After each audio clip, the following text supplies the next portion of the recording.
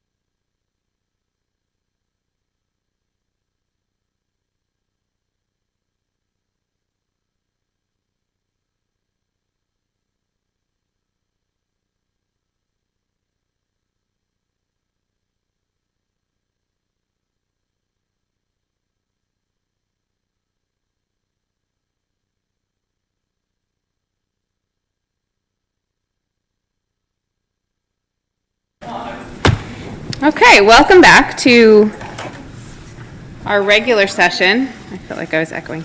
And next on our agenda is our MRHO. We are back to a regular meeting at 7:11. And the next item on our agenda is the MRHS student representative, Charlotte Blute.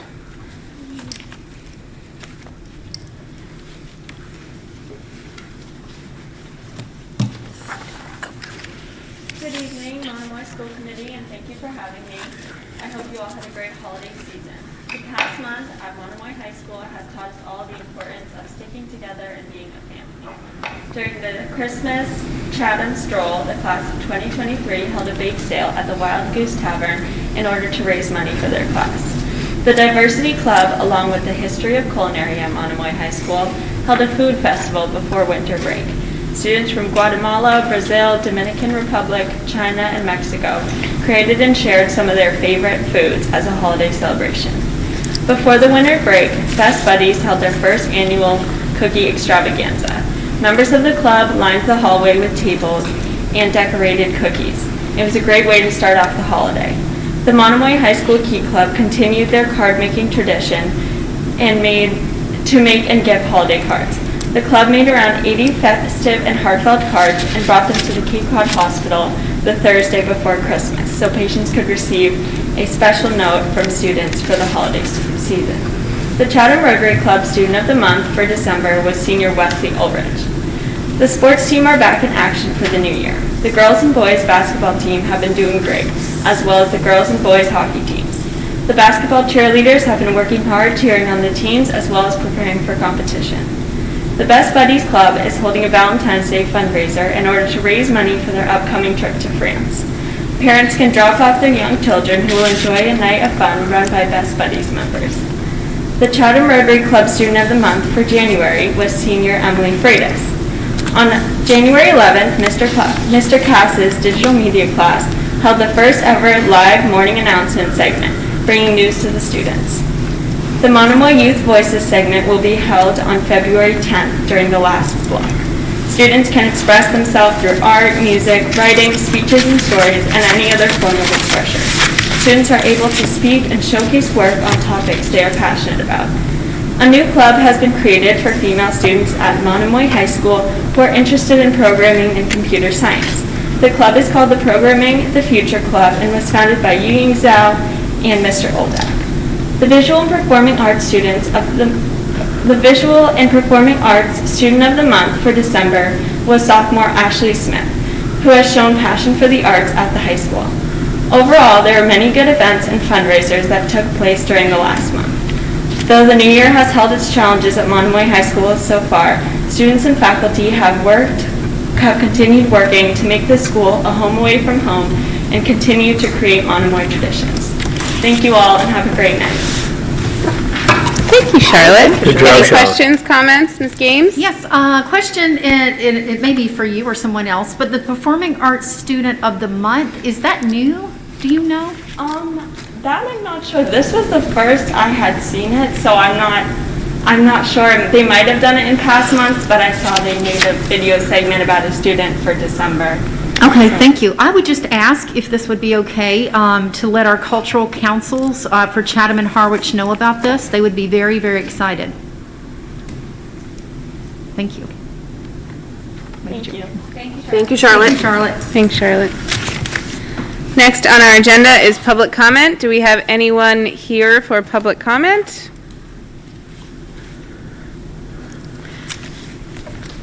Seeing none, we will move to the approval of minutes for January 6th, 2022. So moved. Second, I would second it. and a roll call vote. Ms. Stout? Aye. Ms. Rogers? Present. Aye. Ms. Tolley? Aye. Ms. Games? Aye. Ms. Scott? Aye. Mr. Russell? Aye. And Ms. Ebret Long? Aye. And I am an aye. Moving on to reports and discussion, we will begin with the Cape Cod Collaborative Capital Reserve Fund. And I know that Paul Hilton from the Cape Cod Collaborative has joined us to kind of give us a little more insight. And I also know that Jessica has been to a meeting and chatted with Paul, so maybe if Paul can start us off and then Jessica jump in. Does that feel okay? Sure, thank you very much. Thank you for having me before you tonight to talk about the Cape Cod Collaborative Capital Planning. We are part of each of the school districts on the Cape, and we're established through Massachusetts governmental statutes. And we have a statutory obligation to vet everything we do through our member school committees. As a requirement of recent legislation, we're bringing before you our capital plan and request to approve our establishment of a capital fund. This does not obligate the district to funding our capital. It establishes a process by which we can do our appropriate statutory accounting. So each of you has a memo in your packet that outlines what we expect to do over the next 10 years with any capital funding. We do not envision asking districts for the money, but merely establishing accounts by which we can deposit funds that might be received in donations or in deposits through the course of the next 10 years. Great, thank you, Paul. Jessica, do you have anything to add? All right, any questions or comments for Mr. Hilton? So looking for, this is an action item as well, so I'm looking for a motion. I would move that we accept the Cape Cod Collaborative's outline plan for capital improvements. Second. Any discussion? Okay, roll call vote. Ms. Stout?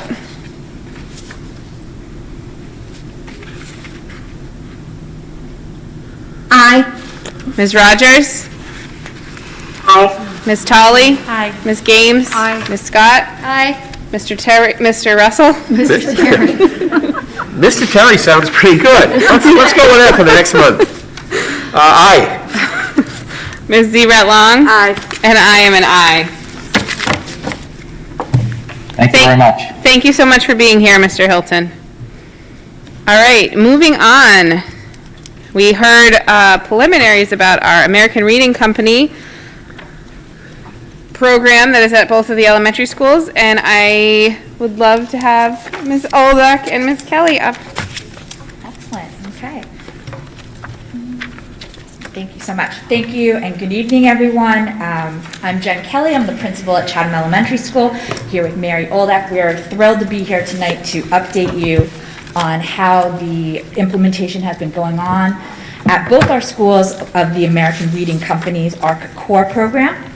This evening, there's so much information, as you'll see, for us to present, so we really wanted to give it a framework. We're first going to talk a little bit about ARC and why it was selected. We'll talk about the professional development piece and what that looks like in both of our schools. We'll talk about what it is happening in the buildings, how we're immersing the reading program into all areas of the curriculum, and then most exciting, sharing our early results, which we gave you a little bit of a preview last week, but it's even better tonight. So I'm going to pass on to Mary, and she's going to take over. Thank you, Jen. I'm Mary Oldak, a principal of Harwich Elementary. I'd like to give a shout out to two of our teachers in the Zoom room who are going to be also adding a few words at the end of our presentation tonight. Cindy Maycomer, grade 4 at Chatham, and Katie Cloney, first grade at Harwich Elementary. We do have 40 plus slides tonight, and we promised everybody that we are going to just be giving you great information, but moving right along. So for the next slide, I'm going to be talking about the ARC difference. Next slide, please. And why we chose the American Reading Company over all of the hundreds of possible programs and resources Monomoy could have chosen. And on the next slide, please. Going to turn back the hands of time to the year 2019 for those of you who are new to the school committee or maybe listening out there to us over the internet.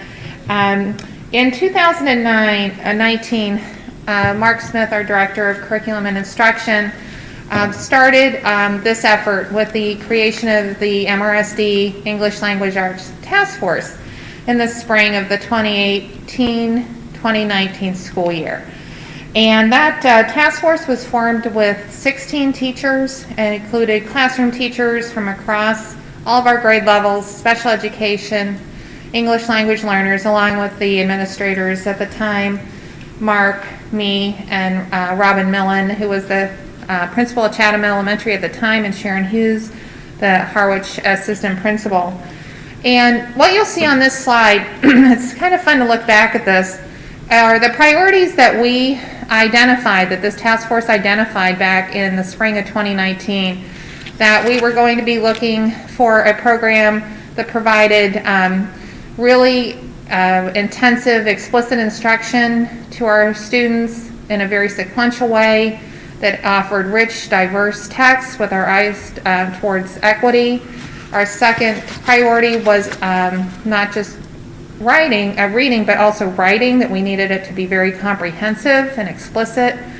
Priority 3 was that we would have access to materials that were not only available in print, but digitally.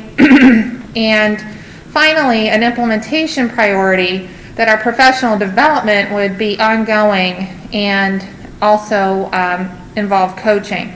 So it's really fun to look back at these priorities and just be able to say check, check, check, check, plus, and we'll show you throughout this presentation how ARC has just really knocked it out of the park for us.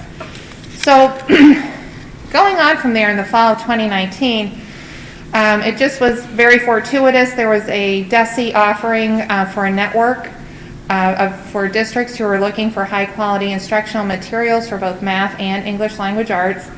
And they partnered with Ed Reports, which is a nonprofit that specializes in helping districts and schools seek, evaluate, and choose high quality instructional materials. And they have a very in-depth rating scale system that they use. So we were able, there was a smaller team of us, kind of a subcommittee of that task force, go off. This was pre-COVID, so it was all in person up in Bridgewater. And we went through and combed through many programs that met or did not meet our priority list. And we winnowed it down to 2, My View by Pearson and ARC, and 2 very, very different opportunities for us. We took that back to the task force, and the My View and ARC came in, made presentations to us, and we had our decision was a little bit different. It wasn't just a simple majority vote one way or the other. We went with a consensus format, which meant that we all kind of almost had a pact or a vow that regardless of whether or not you agreed with the program that was being adopted, that you agreed that you would endorse it and be fully on board with its implementation. And it was at that time that in February of 2020, right before COVID hit, that the task force made this recommendation to move forward and adopt ARC K-4. So we were searching for our funding, and after remembering COVID hit March 13th, 2020, and our funding for the program, we had a year delay in that. So we were finally funded in the spring of 2021, and we moved forward right away with professional development starting last June. That's how the elementary schools use the 2 professional days after the last day of school. Next slide, please. So as we go through the presentation tonight, you'll see how we're going to go over all the characteristics of the American Reading Company. One very fundamental non-negotiable was whatever we adopted had to be research-based. that it had to offer explicit, systematic, differentiated instruction to meet every student's individual needs, that it fostered a love of literacy in home and school. I think this is probably one of the most heartwarming things I've seen in my school and at Chatham Elementary is the kids love these books. And this is very unique, building knowledge alongside literacy skills. Our kids are immersed in themes and learning around building knowledge around a concept. And if next slide, please, you'll see that this really has come to be a very unique feature of ARC Core that's been nationally recognized, that building literacy skills along with building knowledge, whether it be in this unit about animals, animal adaptations, weather and climate, whatever it would be, that as the researchers are looking at ARC over time, and Katie, you have this to look forward to in first grade next year, that first grade teachers are seeing that the kindergartners that are rising up to them just have such stronger reading independence, verbal expression, and interest in science because of how the literacy skills are coupled with content knowledge. Next slide. Okay, so within this section, Jen and I are going to drill down into ongoing assessment, leveled readers, differentiated instruction, and home and school partnership. Next slide. With the ongoing student assessment, the cornerstone of ARC is an assessment called IRLA, the Independent Reading Level Assessment. And the key difference with IRLA in this program versus other assessments is you take, for example, our measures of academic progress, the MAP, which we do in fall, winter, and spring. IRLA is done ongoing and continuously. Our teachers spent the month of September and early October benchmarking the kids across different literacy, foundational skills such as power words, their reading comprehension, reading fluency, depending upon their age. And with that, they were able to level the students into a certain reading color, and we'll talk about that in a second. Identify power goals to move the children through those levels so that they are ready to move on. And forming small groups. Jen will talk more about the differentiation, but our teachers are working with very small groups of kids, from 1 to 3 kids at the most, absolutely 4, because they used to have 3 or 4 reading groups, but now with ARC, they have, typically we're hearing the number 8. And so they're constantly assessing the kids in small groups, loading data into the data resource that we'll talk about too, called School Pace, moving the kids across their power goals, and then it's just a cycle. You know, as they move up a level, the power goals continue, and you know, it's really a continuous assessment. Next slide, please. This is a nice graphic just to show you the different reading levels. The bottom left-hand corner is RTM, meaning read to me. That's where some of our youngest readers, our kindergartners, are coming in at. Some of our more intensive special needs students. And as you look at the progression, one thing I just would like to point out as you look across the bottom there, kindergarten will have 4 levels, 1 yellow, 2 yellow, 3 yellow. Oh, and Jen's passing out the book boxes. Thanks, Jen. So that you can see how the types of books that the kids have access to in the classroom. So at the younger grades, these kids, you know, we're moving them through 4 levels, maybe, in kindergarten. And of course, you know, it's not a linear curve, a linear correlation here. As they get older, you'll notice, for example, in 3rd grade, white, there's 1 level. That's not to say that we don't have 3rd graders in blue, or we don't have 3rd graders in purple, but that's where typically grade level proficiency would be. Next slide, please. And it's Jen's turn for level readers. Okay, so this is one of the really exciting pieces of ARC. These book bins that we passed out are for different levels. So we have a 2B, which is over there. and we have an orange. One of the great things about this program is that the texts that we're using are really high interest. We also have Spanish versions available for all of our students, so there is a portion online. You can see on the slide here, there's a piece of ARC called ARC Bookshelf, that if we don't have the text hard copy, the kids can get a digital version of that text, and they have all Spanish versions of those texts as well. So we're really being able to diversify much more than we were able to do in the past. Excuse me. The hook books, you're looking at some hook book bins right now. These are, you can see they're beautiful texts. They're high interest, they look great, and they're real. Well, I'll talk in just a minute about how they're very specific to the skills that students are working on at those levels. Oh, no, that's good. I think I need to go back. There we go. Okay. So just to give you an example of how interested the kids are in these books, the other day I was visiting classrooms and I got stuck in Mrs. Hanson's first grade classroom for about 25 minutes because the kids could not stop telling me about everything they were learning. My friend Dylan told me all about Komodo dragons and how they eat the dead and rotting carcasses of water buffalo, deer, and smaller Komodo dragons.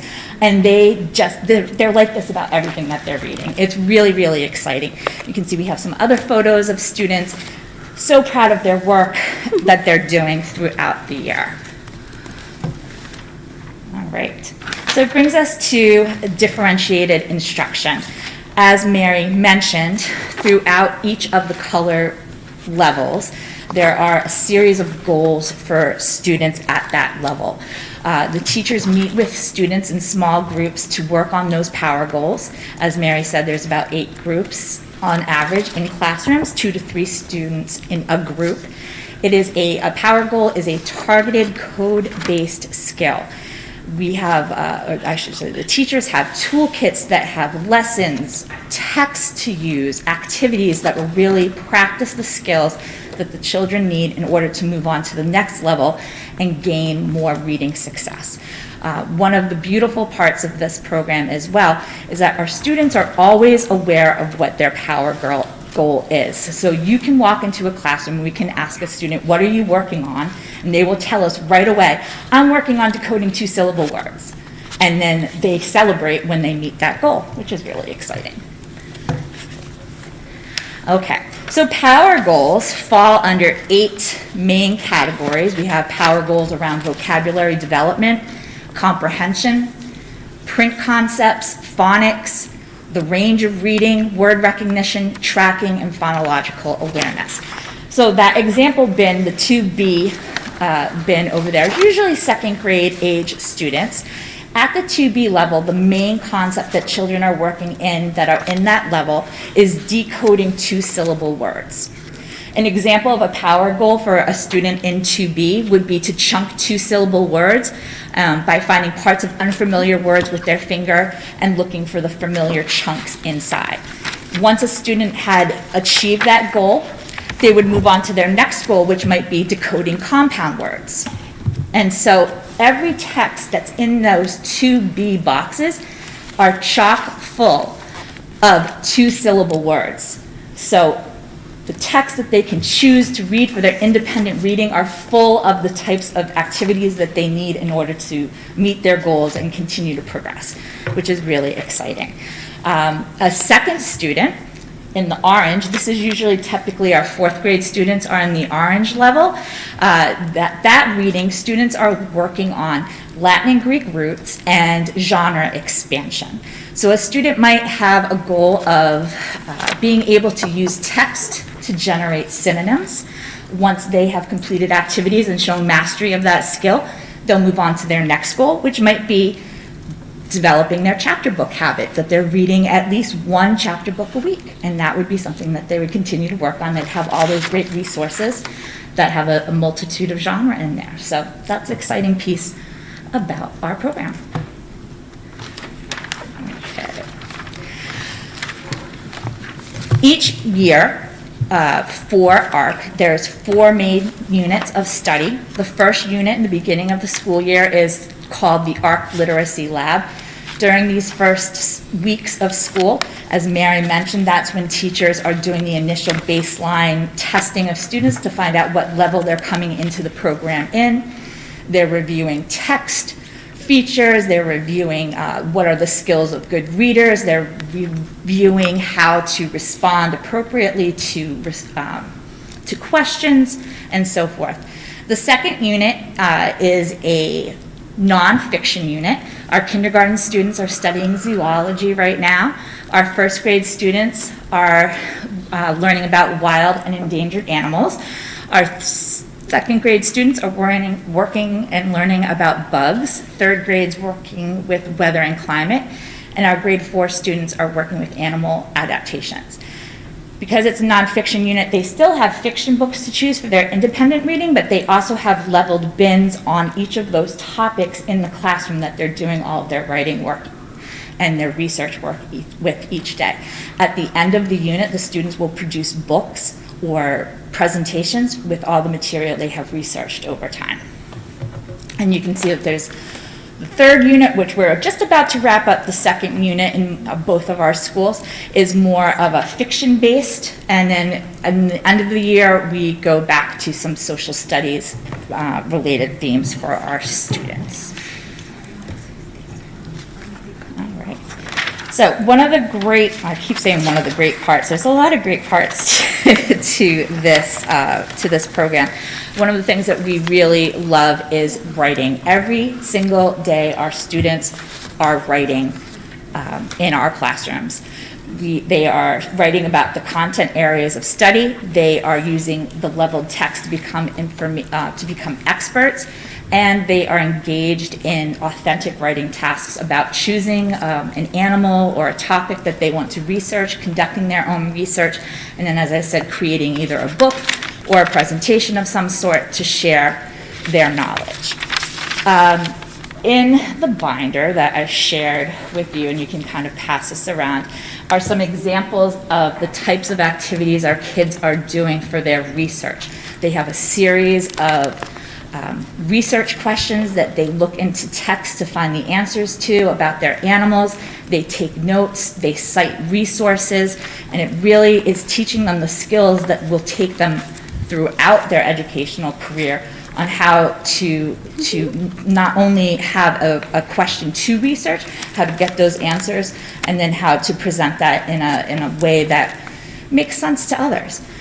Also in that binder is an example of what a daily lesson may look like for a grade 4 student. So it would have a piece where you would be looking at a text to read, asking the students some response questions, and then asking them to reflect. It is very thorough, it is multidimensional, and as you will see shortly, leading to a lot of success. Okay, I'm going to hand things off to Mary. She's going to talk a little bit about the home and school partnership.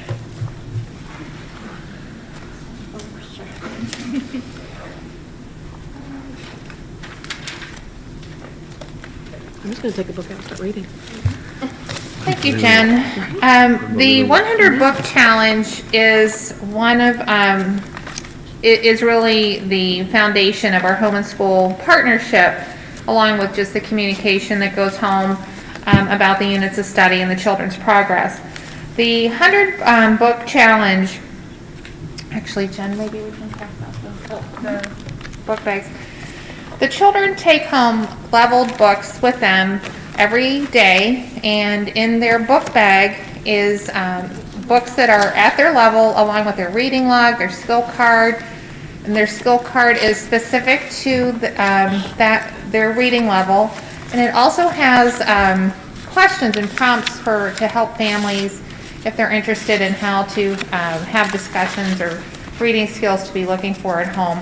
And that goes back and forth every day. Here you see 2 of our teachers checking book bags when the kids come in. These minutes get logged into School Pace, so we're keeping track of that. And we'll talk a little bit more about the 100 Book Challenge and how that is related to our whole school literacy culture too. Professional development. I think this is really one of the aspects of this program that sets them apart from any other one any of us have ever seen before. We were looking for a very systematic and focused professional development. There's a link on this slide which goes out to some of the handouts that the school committee has in the binder there that talks about the different types of opportunities that we have. When we meet with our ARC coach, we're able to choose from kind of a menu of professional development opportunities for our staff when they come to visit virtually or in person. And we also, as administrators, have capacity building for both Jen and Sharon and I and Mark. The coach takes us through reports on school pace and how to track the progress of our school and look at areas that we need to be focusing on. We also have goal setting, not just for our school, but individual classrooms and students.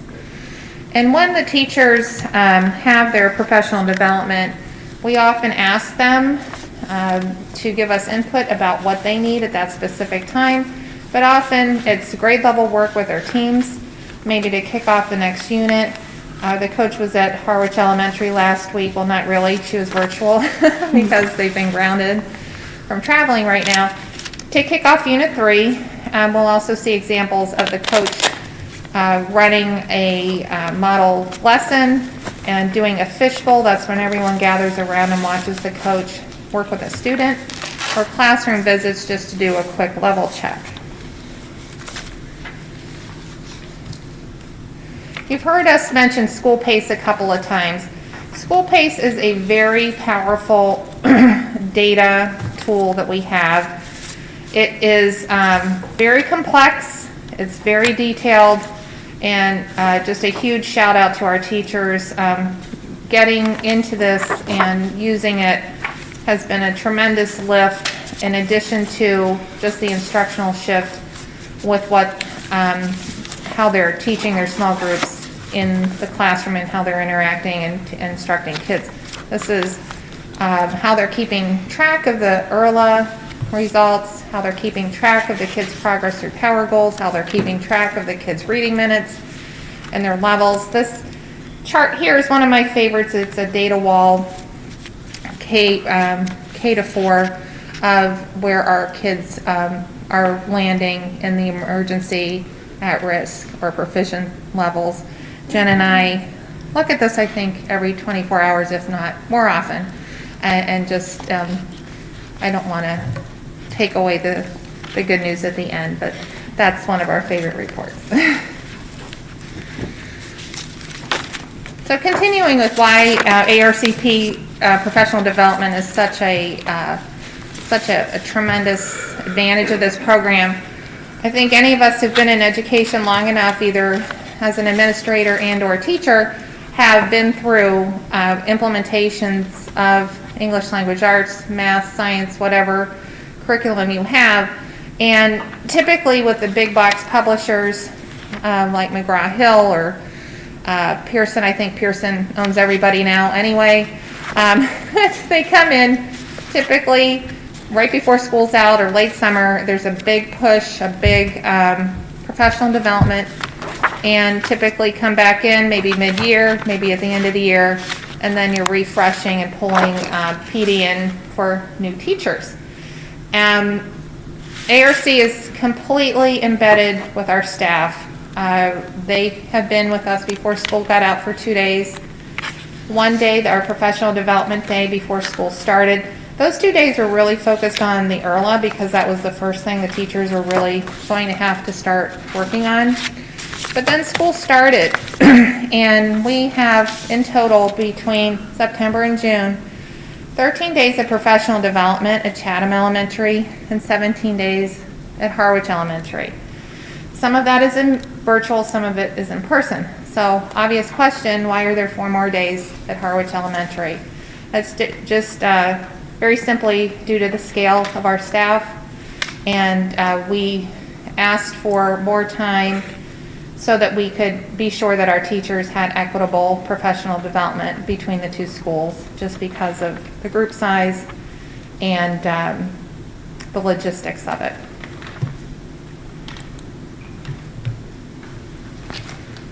So here's just a couple of nice pictures. On the left, you see one of our coaches, Chris Padmore, working with a student, a second grade student. This is what we would call a fishbowl. The teachers were interested in this child's progress, and Chris was modeling his working through some skills with him, and his teacher there is on the left. You can see she's on school pace, real time right there. And on the right, this is a grade level professional development that was virtual with Kristen Dial, who's on the screen there. And that was, it's interesting doing the virtual PD. It's been very effective.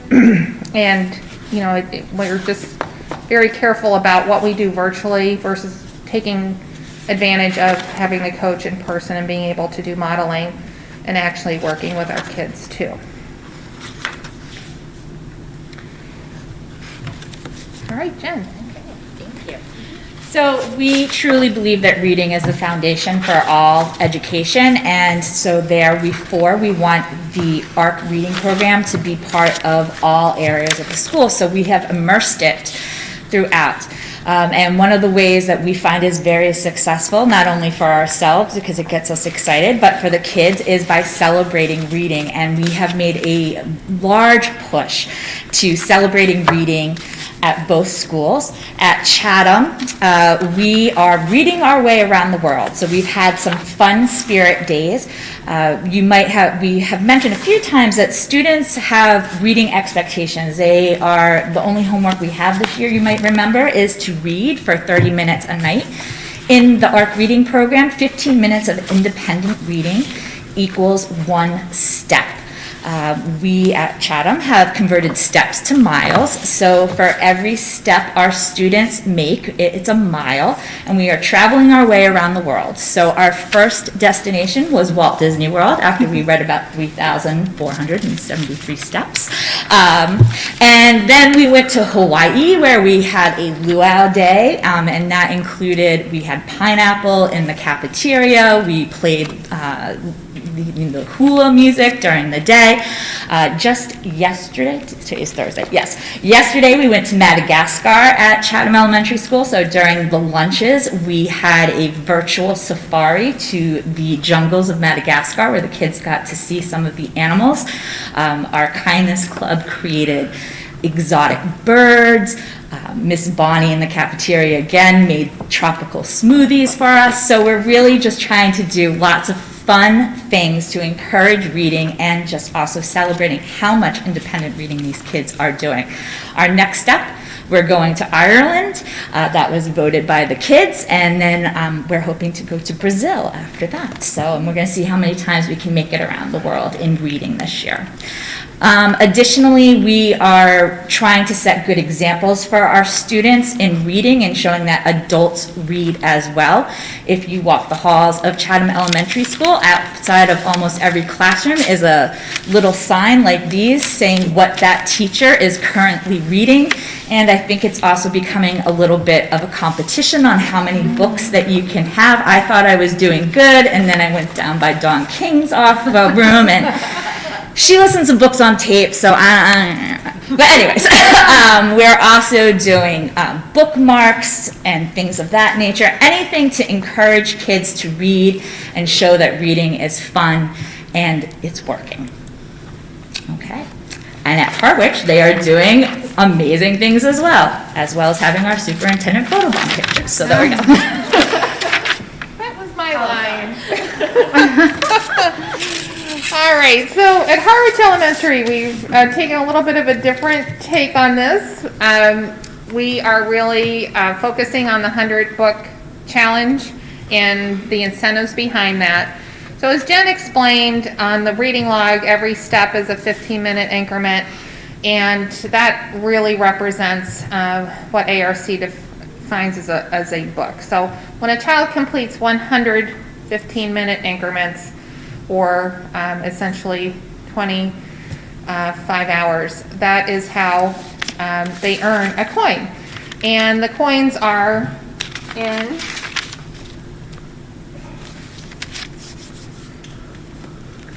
they're collectible. They're in a little treasure chest in the office, and of course, anything that's collectible and in a treasure chest is super cool to kids. And so we announced their name on morning announcements. We also put it in HES happenings. And so you'll see a picture of the coins there. There's one of our third graders taking her book bag home. So cute to see the kids leaving school every day with their book bags in tow. And on the right there, that's just a picture of some of the kids who earned a coin that day, coming down to pick it out, and the superintendent photo bombing us in the background. There he is. So at Harwich Elementary, we have a very ingrained, robust program, positive behavior interventions and supports. And the decision was made to integrate the reading challenge and the homework with this tiered reward system, which has been in place now, I think, for 5 years. So when the kids earn a challenge coin, it equals 5 water drops into their classroom fishbowl. And the classroom fishbowl takes 100 fantastic acts to fill a classroom fishbowl. And at Harwich Elementary, we are fantastic. We're respectful, responsible, safe, and ready to learn. And certainly, reading at home is being ready to learn, it's being respectful of the materials, it's being responsible, getting it back and forth. The classes earn a class reward with every fishbowl they fill. After 5 of those, their classroom shark goes into the shark tank. After all the grade level sharks are into the shark tank, we have an all school reward. And on the next slide here, these are actually class pictures out of Katie's room, who's in our Zoom room right now. This is how her class chose to celebrate one of their class rewards, ever popular Fort Day. The kids make forts out of their desks and chairs. And in the bottom right-hand corner there is one of her students actually on ARC bookshelf on his laptop reading. Very bad picture of our shark tank with lots of reflections. I apologize. But that's what it looks like when all the sharks are in the tank and we have our school-wide reward.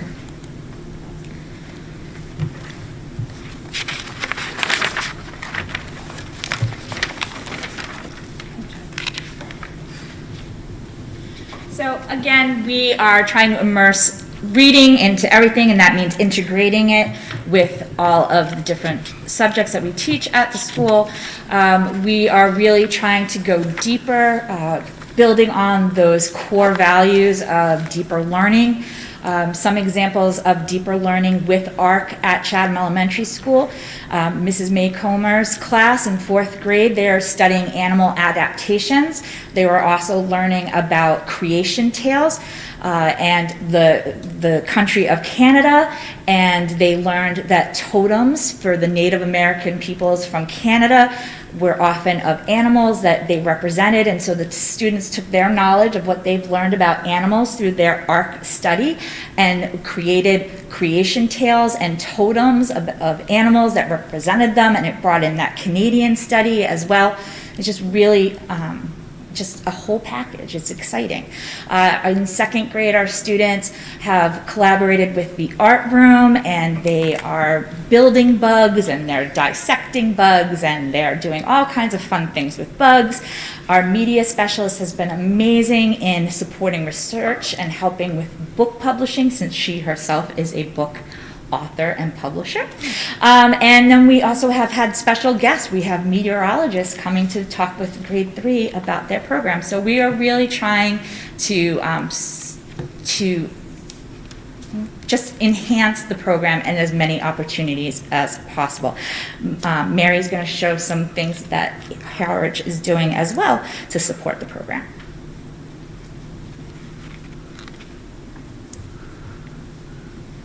Thanks, Jen. I just wanted to mention that our unified arts teachers, just like our grade level teams, meet and collaborate in their PLC. So much of what you'll be seeing on these slides is also happening at Chatham Elementary as well. In library media, you'll see these are just some examples of the research that the children are doing, some of the collaborative work that they're doing. This wanted poster, I just love. It's an imaginary animal based upon animal adaptations, something I never want to run into in my life. It is a fish that has the teeth of a dinosaur and the legs of a spider. And so this is the wanted poster that the student created in library media.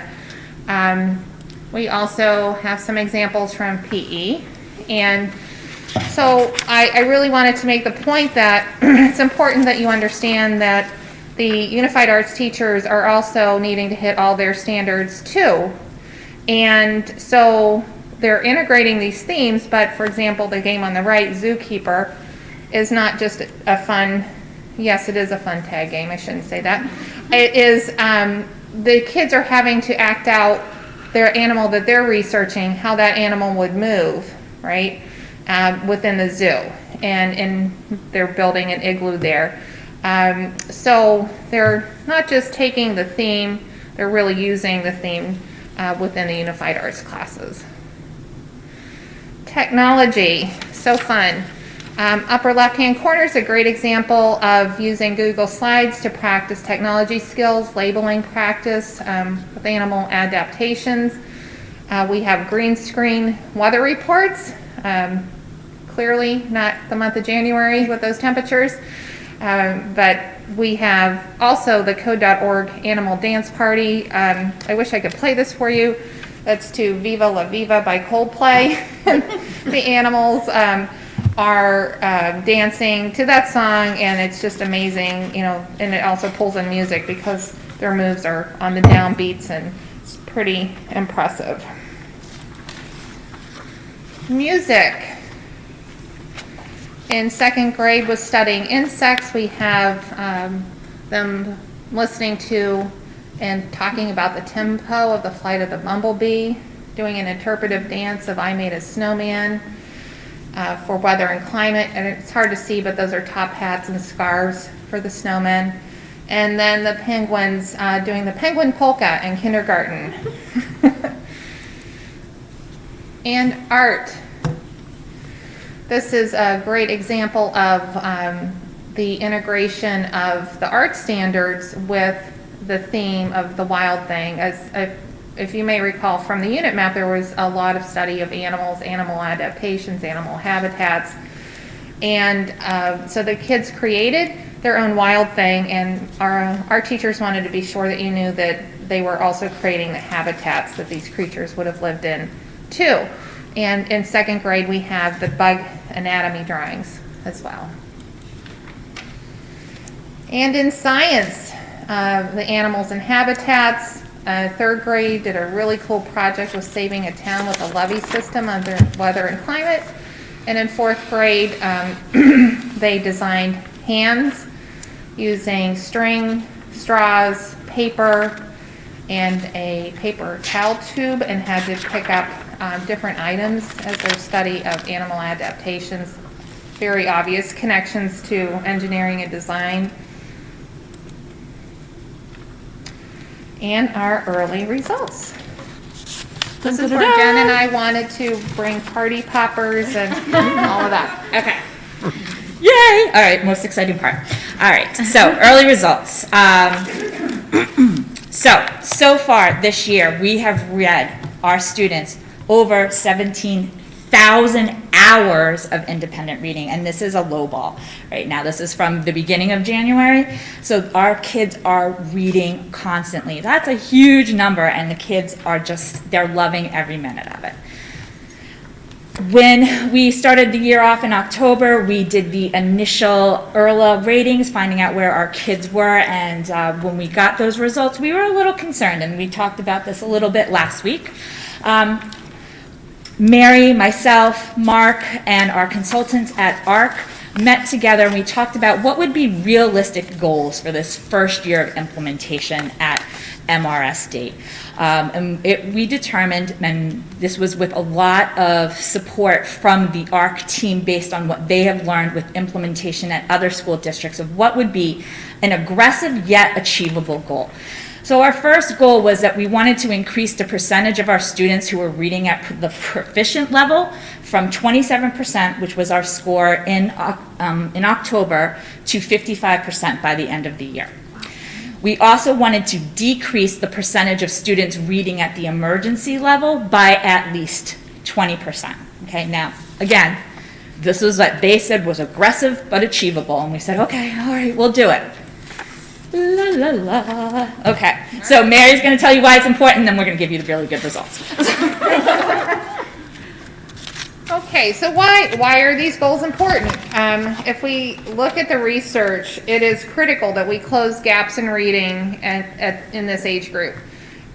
Reading intervention is found to be 86% more effective during the ages of 6 to 9 than when the kids are older at the age of 10 to 12. It just becomes insurmountable because of the number of hours of instruction it takes to catch a kid back up. We have to close these gaps early and effectively, and we are really seeing those results with ARC.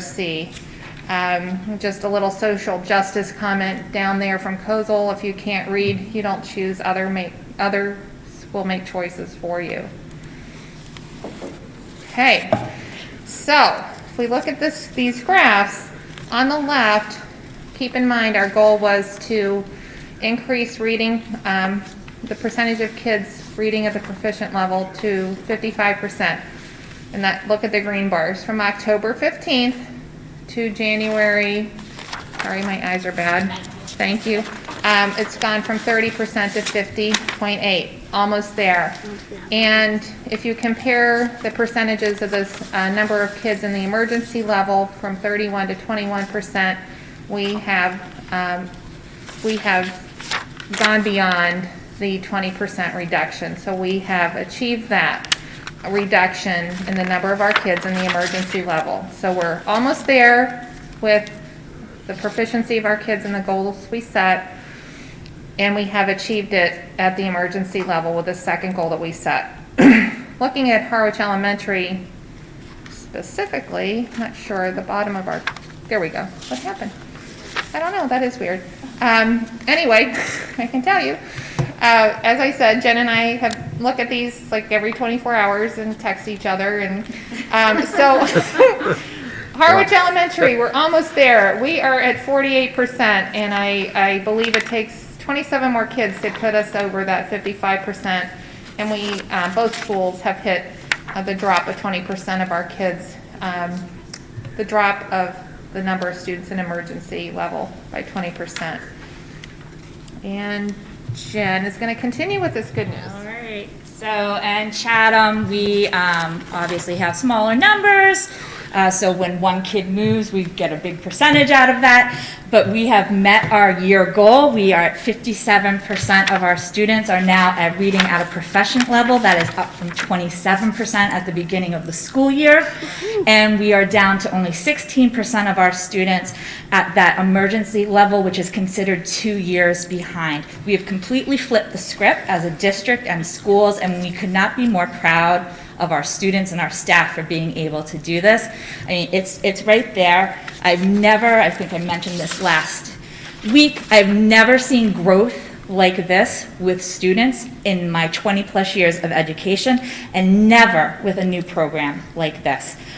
We are incredibly excited about what that means going forward. So one of the things why are we being so successful? We really truly believe it's because we have this total buy-in across the school at both schools.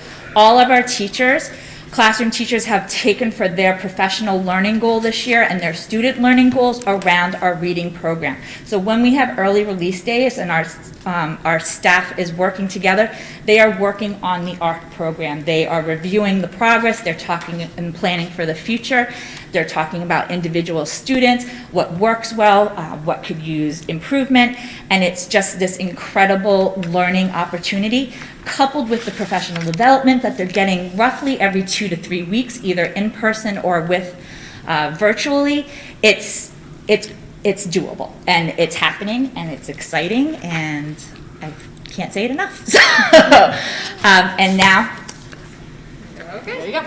All right. And, you know, the boots on the ground with this is our teachers, and they are amazing.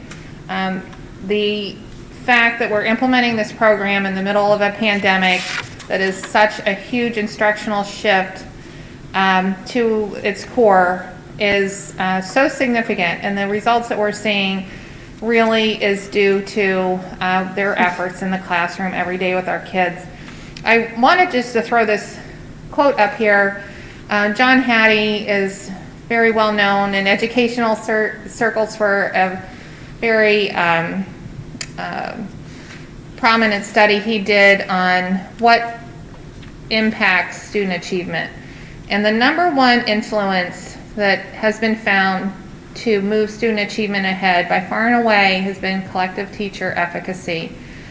Collective teacher efficacy means that it's the staff's belief that they are empowered to make change happen. And I am a huge believer in collaborative leadership, and without collective teacher efficacy, you won't have that and you won't move things ahead.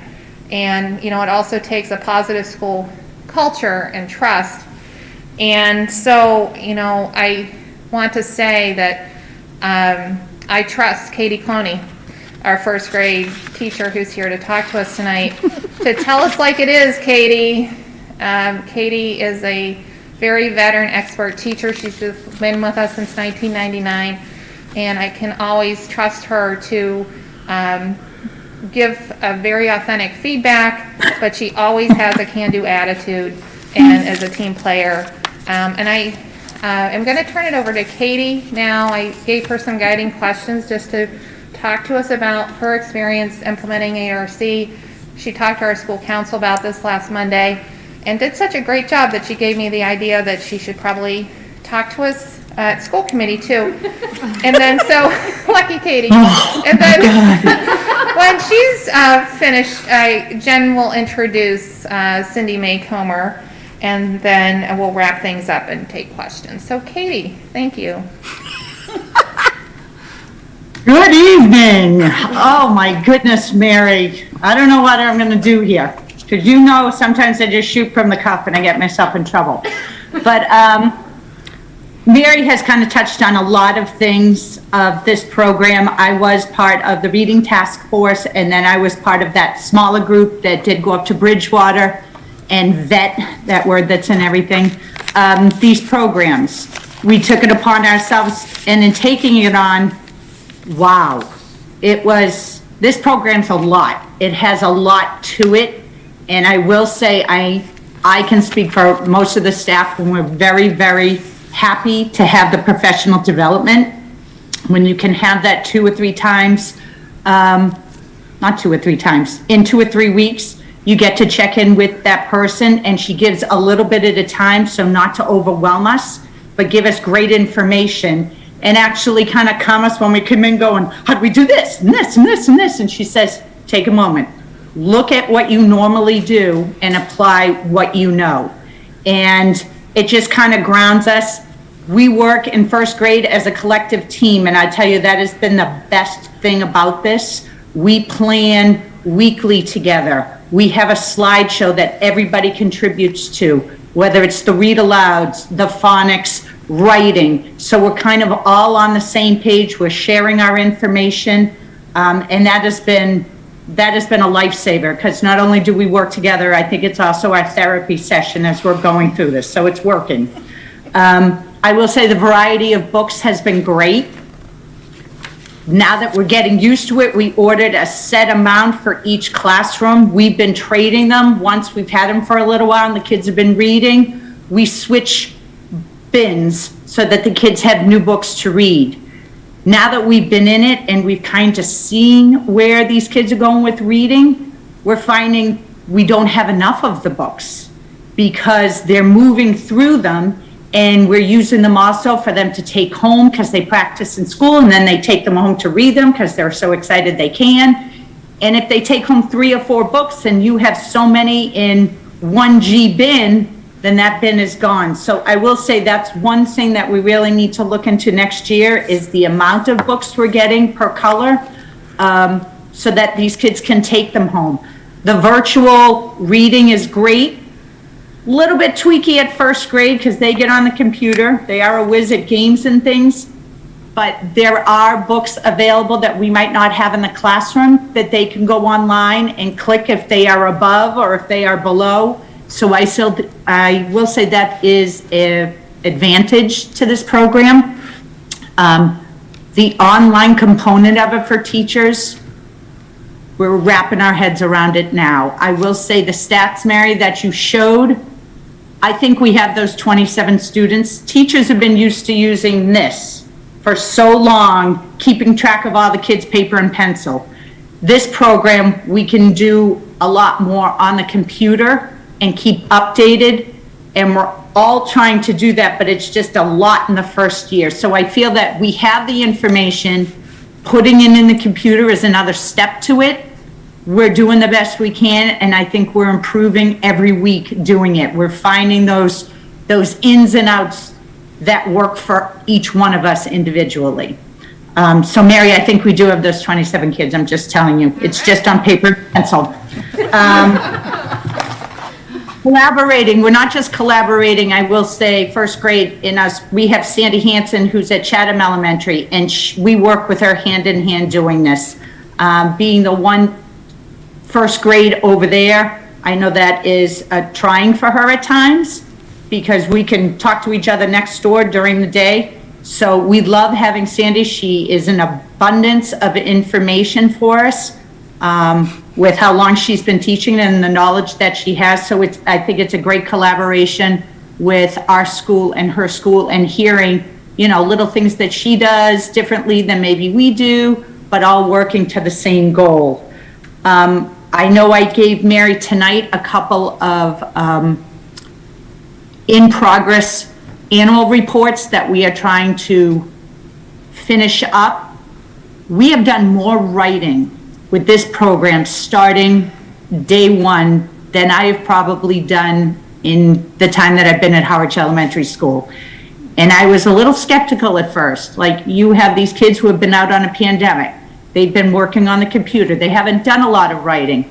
And yes, the beginning was a little rough, but man, have they rose to the occasion to do it, that look forward to writing and just improving with doing it. So these animal projects, we have tweaked a little bit, but I feel that the next one is all on families, and I can't wait to dive into those books because I bet the diversity in those will be excellent.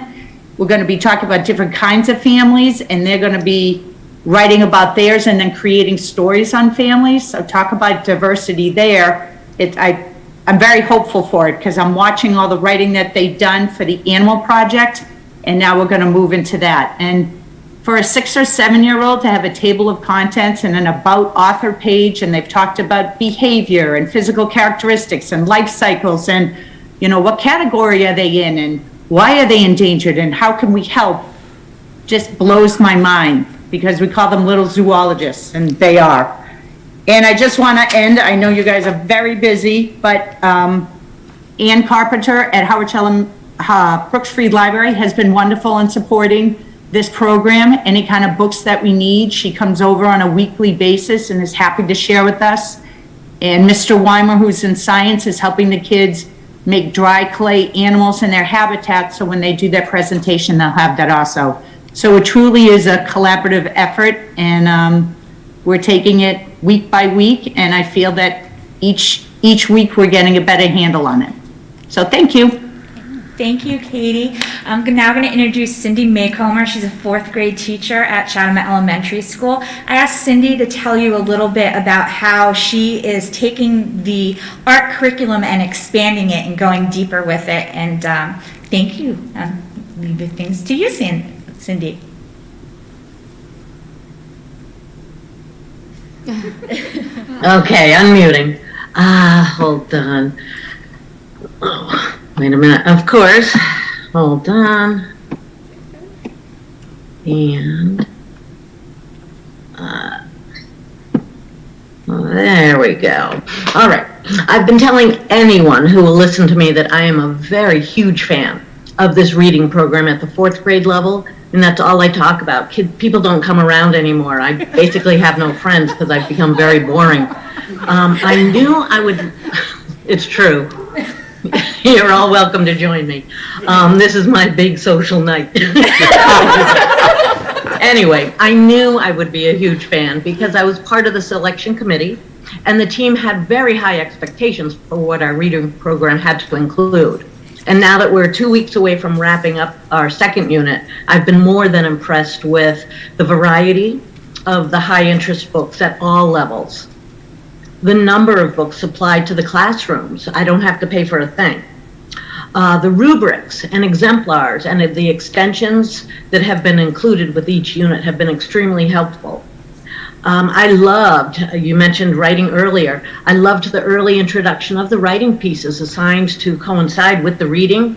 By our 3rd week of school, kids were expected to analyze and address a reading passage on a full sheet of paper. And that was a challenge, but it certainly established high expectations for all of us. In that case, though, I was the hero or heroine who said, "Oh, don't worry, we'll just do half a page at first." But then they kept adding and adding and adding, so it was a great start. But they knew they had to bring it up a notch, and I knew I had to help them bring it up a notch.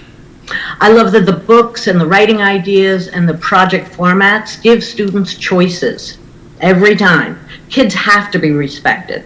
And this program definitely shows that respect, that empowerment. The pace is very fast. They give us a lot of things to do, and the kids and I have not been able to complete all the suggested activities, but our consultant keeps reassuring us that that's perfectly fine. That absolves me of guilt, saving me loads of money on the comfort food. Speaking of guilt, though, one of my concerns was about how we could still squeeze in the project-based learning and the deeper learning units that we had been working on for years. And with the ARC expected, our reading program to be 2 hours a day, and our math is an hour and a half a day, and they've got lunch and specials, where do we squeeze all those other units in? And the answer for 4th grade anyway is to embed those units within the 2 hours of reading, if and when possible. And we're lucky, like I say, in 4th grade, I don't know if the units match up with the other grades or for the other grades, but in our grade, many of the units that Harwich and Chatham wrote in 4th grade absolutely can and do serve as the 3 E's of extensions, enrichment, and enhancements. And I just wanted to give a couple of examples, and then that's it. We have the 4 quarters. We started off with Alvin Ho, a boy who is afraid of everything, and then its matching book, What Are You Afraid Of? So with that, we're working on making discoveries. That was a project-based learning assignment. We can look at the extreme weather patterns of fears, to touch upon the fears. Halloween came during that time. Again, fears. So why not talk about the electricity and how that can alleviate the fears? So there are some clever ways to tie in something, some other science and social studies standards in that one. The better one is the animal adaptations that we're working on now. We have an entire science unit expected of us in 4th grade for plants and animal adaptations. So the animal adaptations is taken care of through the reading, and then we're just adding the plants section of their adaptations too. Our next unit is American history, and it's historical fiction. Well, we are in charge in 4th grade of the study of archaeology, the Mayans, the Aztecs, the early explorers. It's a perfect time to talk about diversity inside and out, which is one of our latest PBL units. So it ties in beautifully. And then our last unit in 4th grade is on persuasive writing, and it's the United States.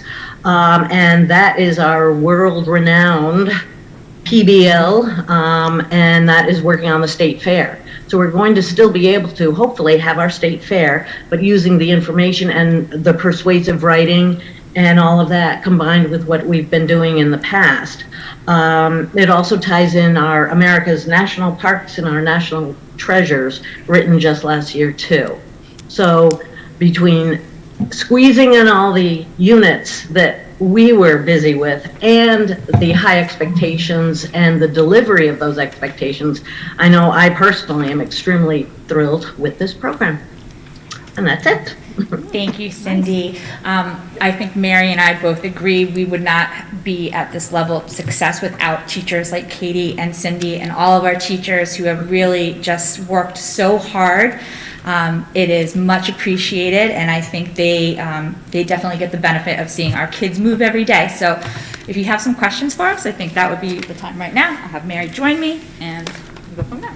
So. Questions, comments? Jessica Rogers. I don't have a question, I only have a comment. I have a second grader at Chatham Elementary School, and her progress over this year has been phenomenal. Not only that, but just her renewed love for reading and writing. It's just been amazing to watch. So well done. It's fantastic. Thank you. Ms. Gaines? Yeah, I just wanted to say, I love how everybody, just the beautiful way you all work together. I was watching the dynamic between the two of you and then the teachers, and that to me is part of the success. So I just want to thank you all, and the example that someone was giving, Harwich and Chatham. I like how you're working together. I have a question. In the category of drama and poetry, what are can you give me an example because I didn't see any in the samples. I was just curious. And there are samples of that. These are just one bin. There are multiple bins at every grade level. So they do have opportunities for drama, poetry, all the different genre. Particularly as they get older, it becomes more of a study of genre versus foundational skills that you'll see in kindergarten, first grade, second grade as they're actually learning how to read.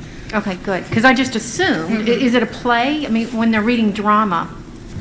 Or is it the category of drama? Okay. Yes, no, Okay. it's all genre that they're Okay, covering. all right. Okay. Thank you. Yes, of course. Okay. Mr. Russell? So no more Mr. Terry. We'll go I like Sounded Mr. so Terry. elementary, I'm trying. like I'm third trying. grade. Ladies, I want to thank you. Just, I have a couple of quick questions, but nothing more that I could read about. But so impressed in the tiny little bit of role this school committee played a couple of years ago when you folks and a team of 4 or 5 others came before us researching the elements of a program that would boost the kids.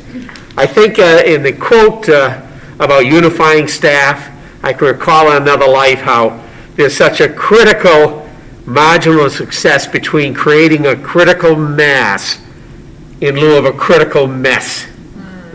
And to see these 2 schools, but K4s, unified in the other element, because I just don't have a grasp to get into details. The enthusiasm one picks up just here for the last hour. You can't buy that, and you can't demand it. And I just look forward to taking your enthusiasm and the data of the past, say, 3 months, and waiting a year or 6 months, or maybe I'd like to have us invite you back at the end of this year to say, here's what it looks like. The challenge, and I'm so impressed with the elementary teachers who committed to this, and then all of a sudden, whatever they were working on and how they've adapted it,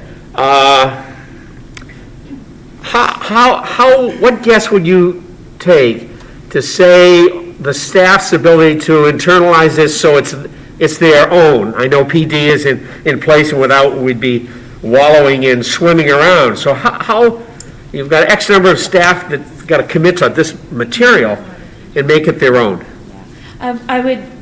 I'm going to give that to the teachers for just a second, but I want to say that we have made a commitment to follow it with fidelity this year, but we are always being very mindful. I've talked a lot with my staff about taking notes and reflecting as we're going through this process, and where can we add things, make it our own. Mrs. Maycomer has made things her own. First grade is making things their own, but if you ladies want to share your thoughts on that.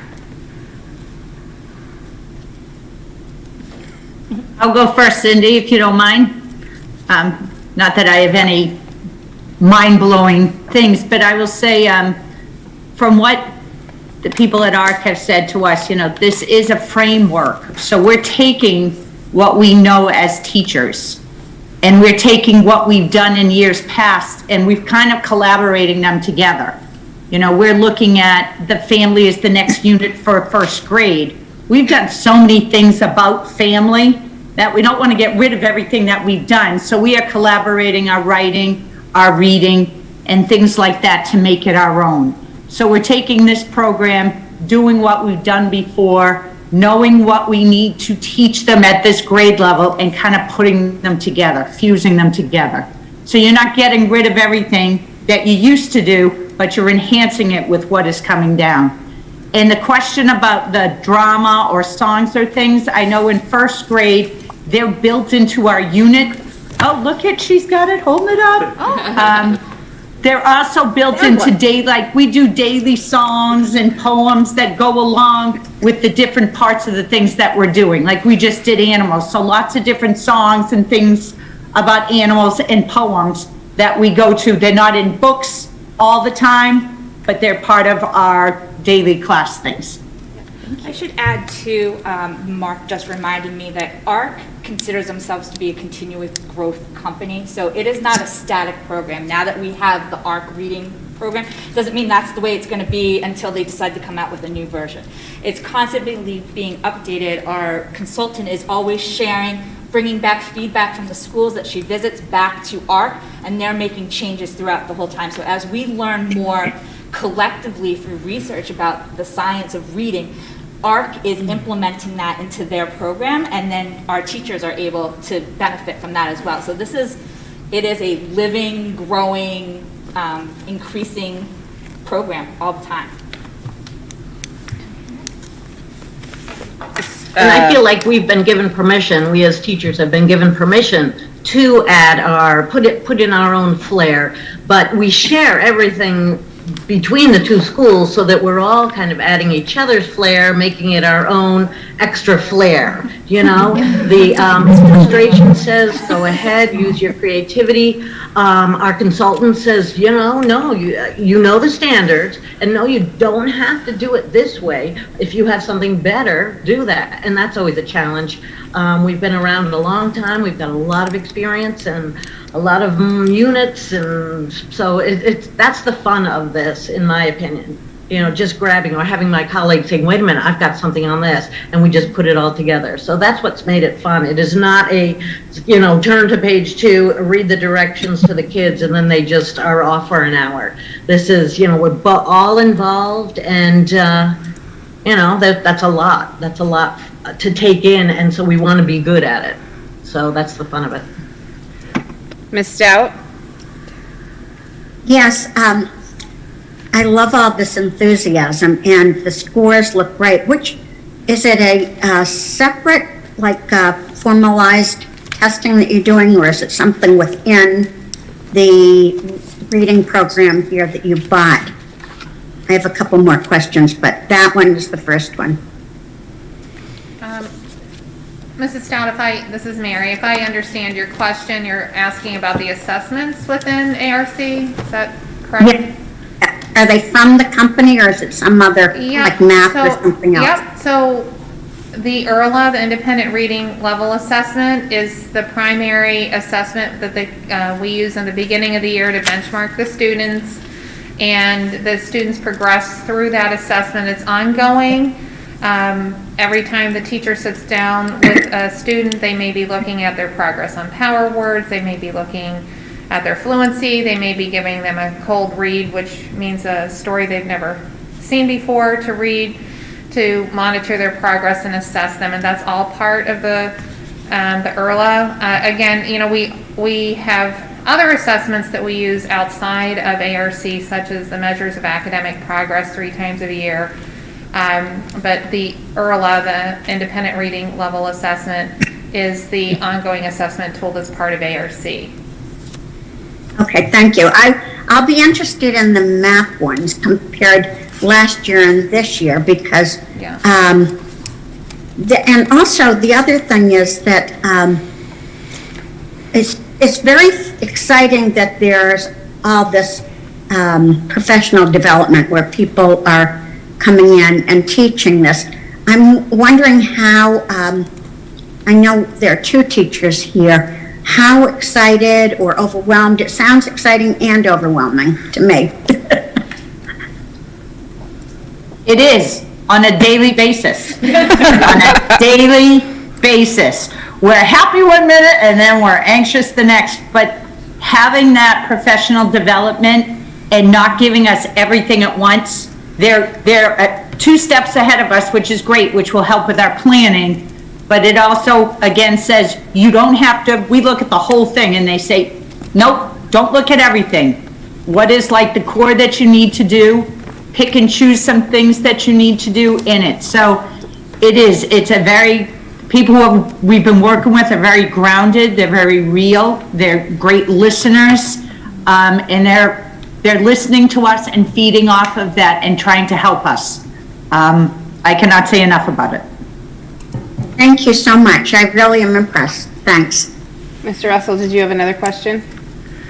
It was a comment and just a challenge that you folks faced. The other night when I was driving home from our budget meeting, and Mark and you folks were talking about Tier 1, all new words to me, and I was thinking about reading specialists. And this gap that I was aware of, that if it's not caught, and it really goes back to mom and dads before these youngsters say hi to a preschool teacher, that these kids, some of those kids come in with that gap already there. Sad as that is, and you've got to catch up with X number of kids, and you alluded to this emergency group of kids, numbers that astounded me. That how, and if you don't catch them at that point in their life, come middle school, they're lost. And it turns into behaviors and real disenchantment. So going home that night, not that I didn't realize it, but it's quite a challenge kindergarten and first grade and second grade teachers have when they welcome all the kids on the very same day, but not on the very same skill. So my appreciation go out to you folks.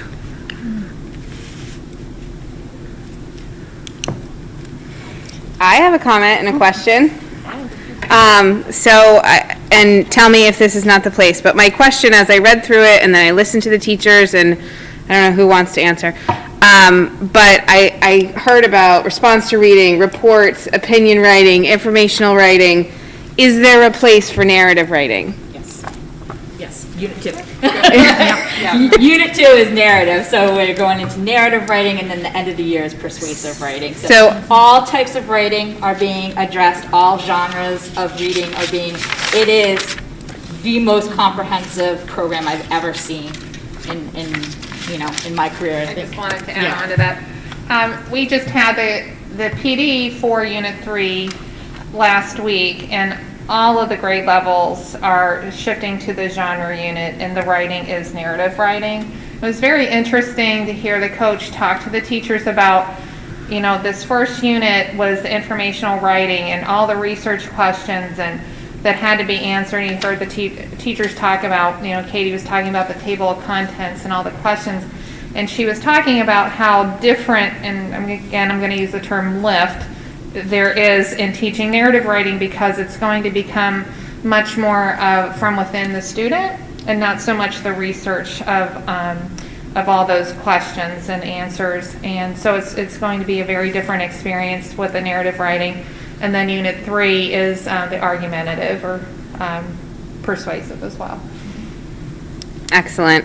And I just wanted to say thank you. I heard about collaboration. I heard about, the excitement for the program. It was nice to hear from Jess that her daughter is, excelling and excited about reading. There's high expectations I saw in the work that we looked through, in the books that are in these bins, follow through for the teachers, being open-minded and taking risks. I mean, I've been through a rollout, and I'm impressed. So thank you for all of your hard work. Just Thank one you, other, ladies. Madam Chair, I'm just sorry. one other James. quick comment. The integration is fabulous. And I just wanted to say that because I would imagine, I had two very different learners, and I would imagine, like, PE, art, music, that it's really landing.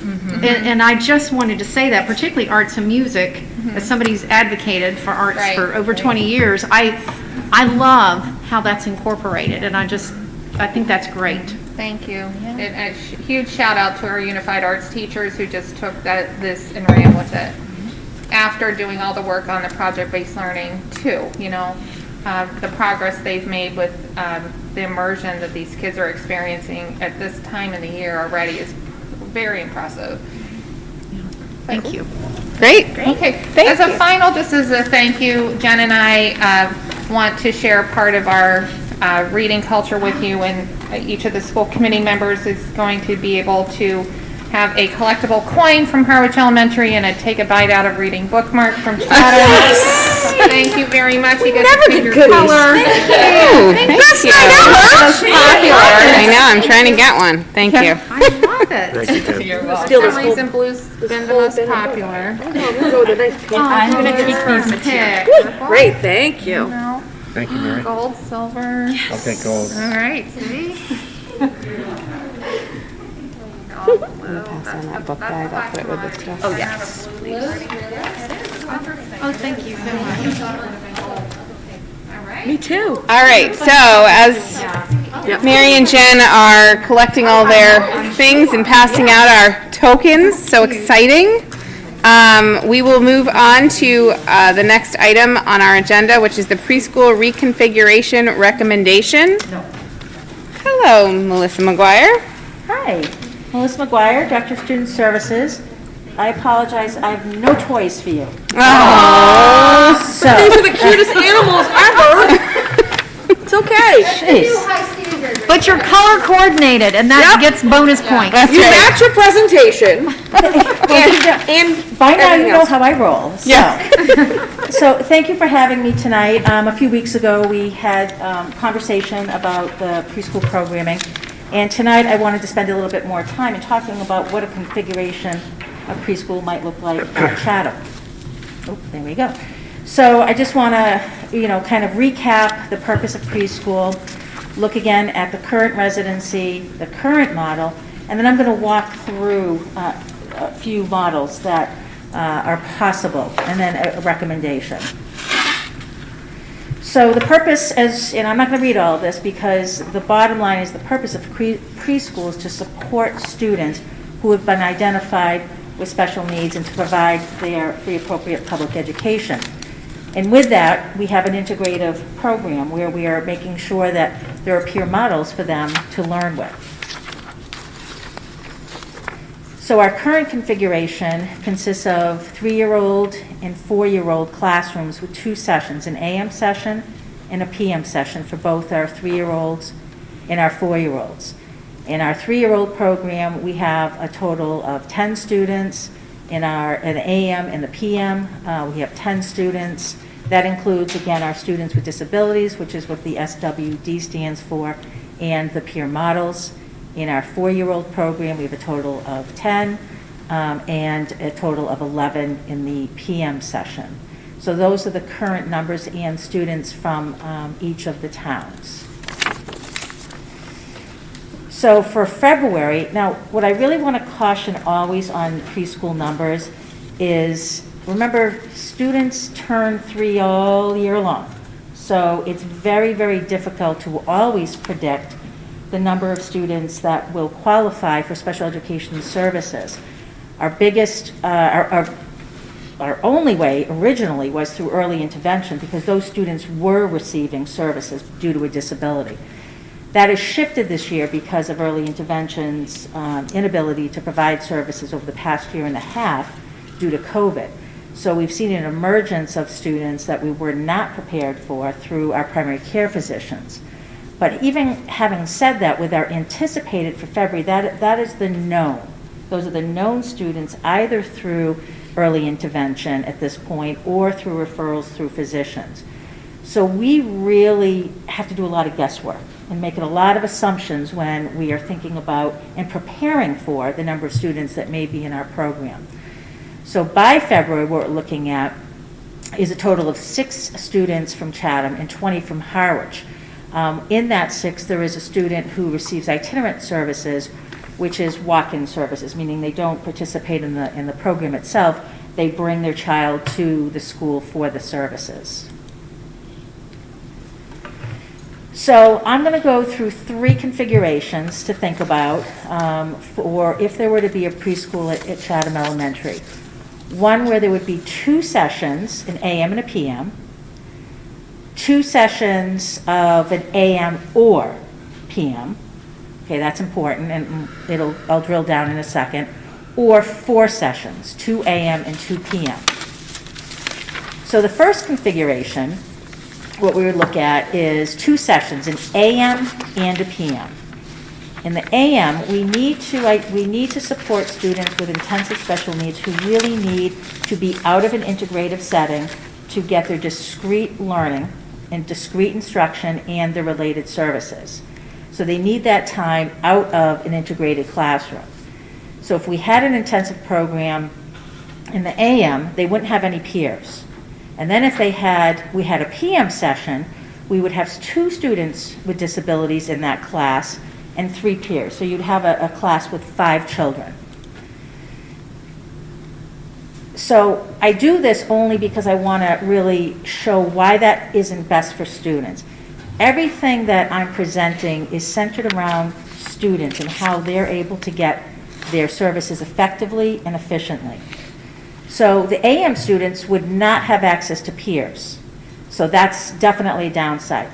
Even though we need a separate program or classroom, those students will always have opportunities to integrate with peers. Always, because that's the goal, right? To increase opportunities for them to apply their skills with their peers. So this kind of model does not allow for the students to have access to peers. 5 students in a session doesn't feel like viable because there's not a lot of experiences with 5 children alone in a program. And then our most marginalized students, which is why we have preschool, are outnumbered by their peers. If you were to add more peers to that program, so it no longer becomes the program for students with disabilities, it becomes more of a preschool, which would be fine, but it's not serving the purpose for which we are required to provide services. And the other part of that is you're mixing 3 and 4-year-olds. Because if you remember right now, we have a 3-year-old session and a 4-year-old session. This doesn't even take into account 3 and 4-year-olds. So this is mixing 3 and 4-year-olds. Okay, does that make sense? The next option would be to have 2 sessions in the AM, which means you would need 2.5, so 2 half-time special education teachers. Okay? So you have your 4 students in the AM. You still don't have peers, right, because they still need that environment to receive their explicit instruction. And then you have 2 students in the other AM session, okay? What it does allow, certainly is for them to integrate with their peers across that AM session, all right? But in that other AM session, you still have only 2 students and 3 peers. So as I looked at that, I'm thinking, what is right for kids? Finding 2.5 special education teachers with intensive, one with a moderate and one with an intensive certification is a significant concern for me. Scheduling related service providers across 2 AM sessions now. So now you really have to, instead of a service provider going into 1 session with students, now across an AM and PM, you have to try to schedule them into 2 AM sessions. And then I continue to look at our most marginalized students and them being outnumbered by their peers, and is that in fact viable?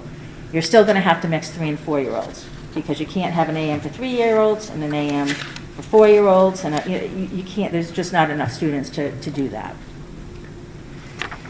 And the last way we could configure it is if you had 4 sessions, which would allow you to have 2 full-time preschool teachers, one with intensive special needs and one with moderate. So you could have an AM session with 2 students, okay, no peers, because again, they need their explicit instruction outside of an integrated setting. Again, you want to allow opportunities for integration all day when they're able to, well, not all day, they're half days, but during their sessions. You could have your PM with 2 students and 3 peers, and then you could have another session with 2 other intensive students with no peers, and then 2 in the PM with their peers. And then just trying to logically break them up. Now, understand that the students who require that explicit instruction they're very unique in their learning needs. So and it's not as easy as just matching 2 kids up, of what needs they have. So I looked at this and I'm thinking, ouch, I don't know how I can effectively and efficiently really provide these students with what they need in an experience that allows them to integrate with a number of peers for their own learning needs. So having 2 teachers, one with a moderate and one with intensive, again, is very concerning for me, because if you remember, we still need that program at Harwich Elementary. Okay, now we're not talking about Harwich, but I do need to just bring that to everyone's attention. We still need another teacher at Harwich to support the intensive special needs students as well. So now I'm in my head thinking, oh my gosh, 3 special education preschool teachers with intensive, 2 with intensive and 1 with moderate. I'm a little scared, I gotta tell you about that I am. So then I'm looking at my related service providers and how am I going to effectively schedule them across 4 sessions now. Okay, never mind just trying to get them across 2 in the AM or 1 in the AM and the PM. Now I have to schedule them across 4 sessions.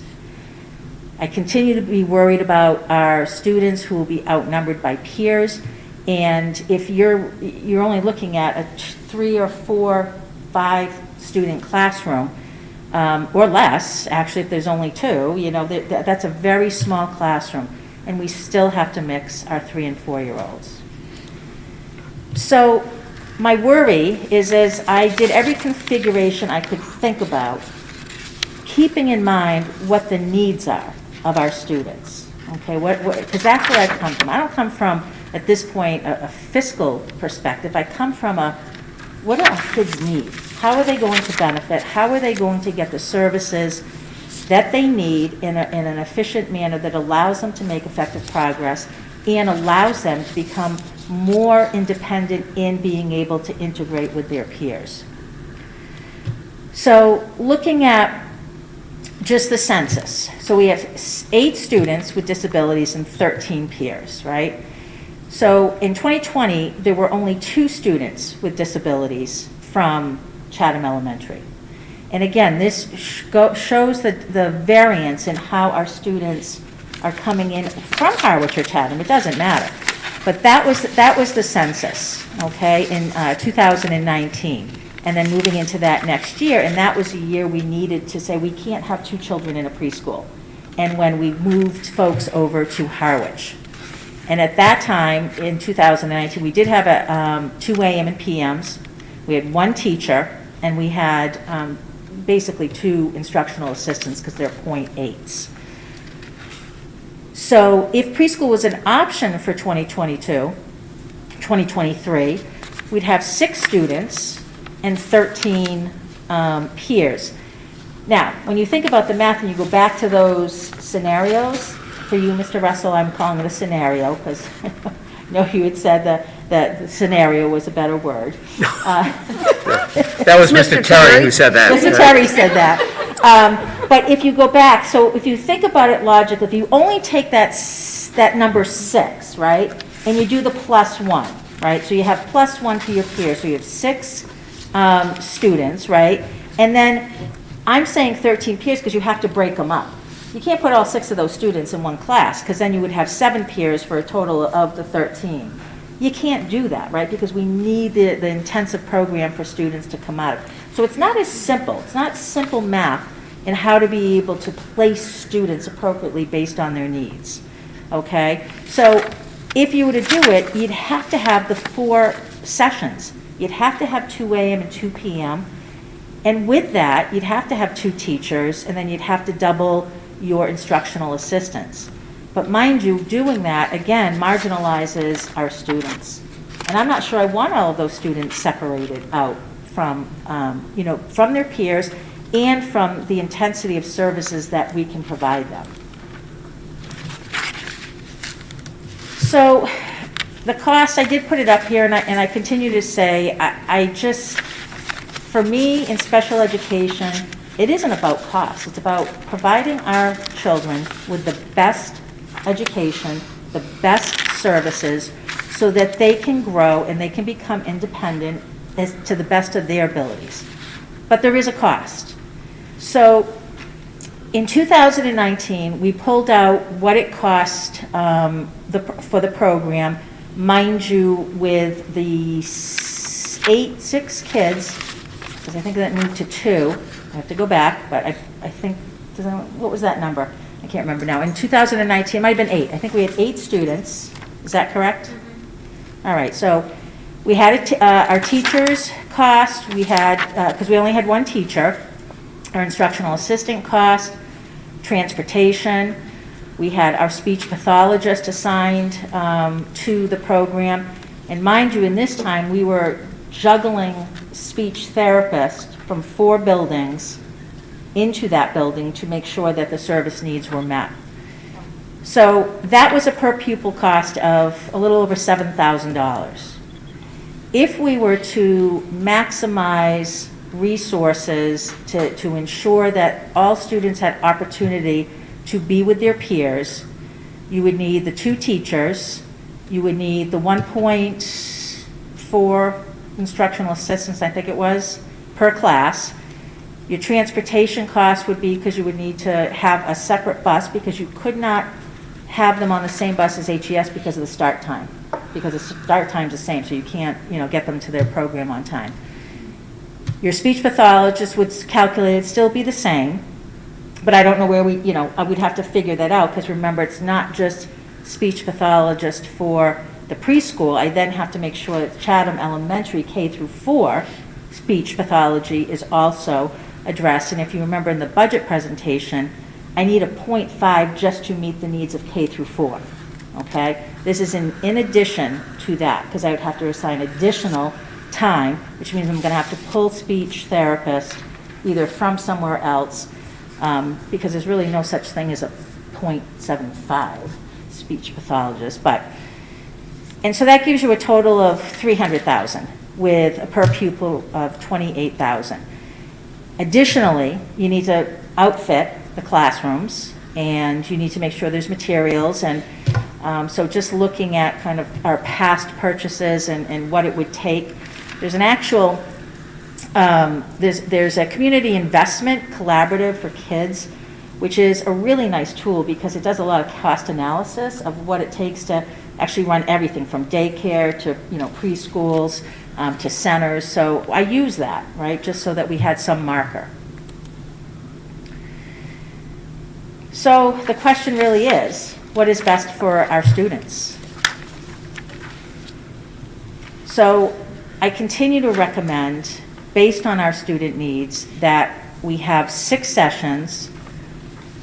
We have, and our number, and again, this number is only up to the point of what we know through February, right? So I have no ability at this time to say in September what our number is going to be.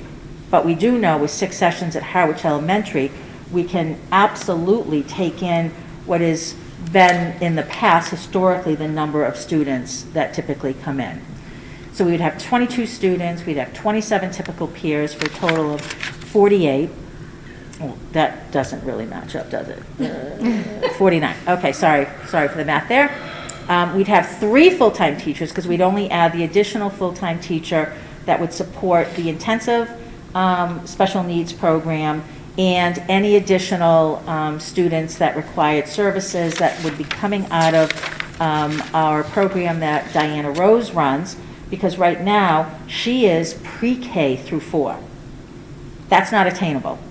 It's just sustainable, excuse me. It's just not.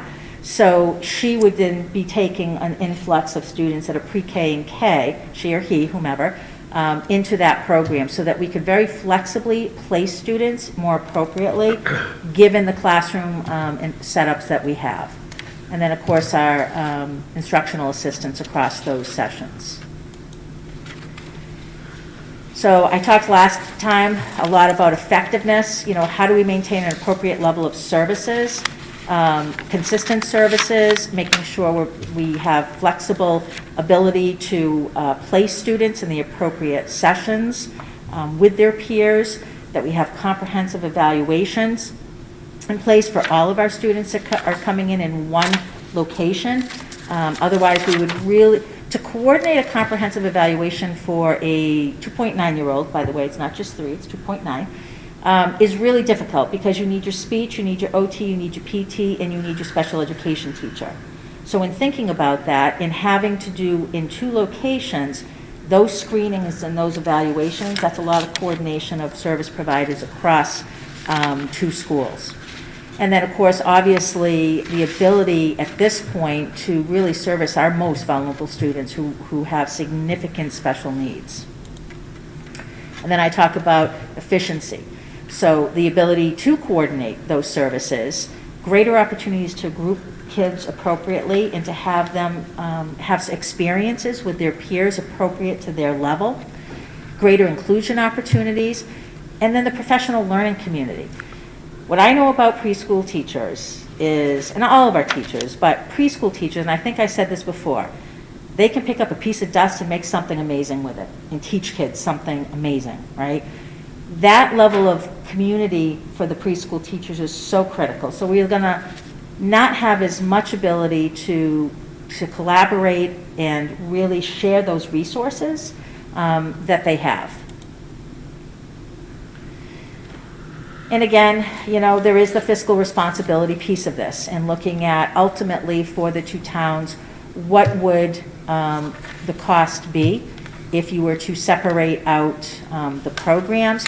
Those were the numbers we used, and it wasn't, because remember we have 3 different variations and all those fiscal pieces would be different for each of those, right? So I only took the one, but that we presented in the last school committee meeting.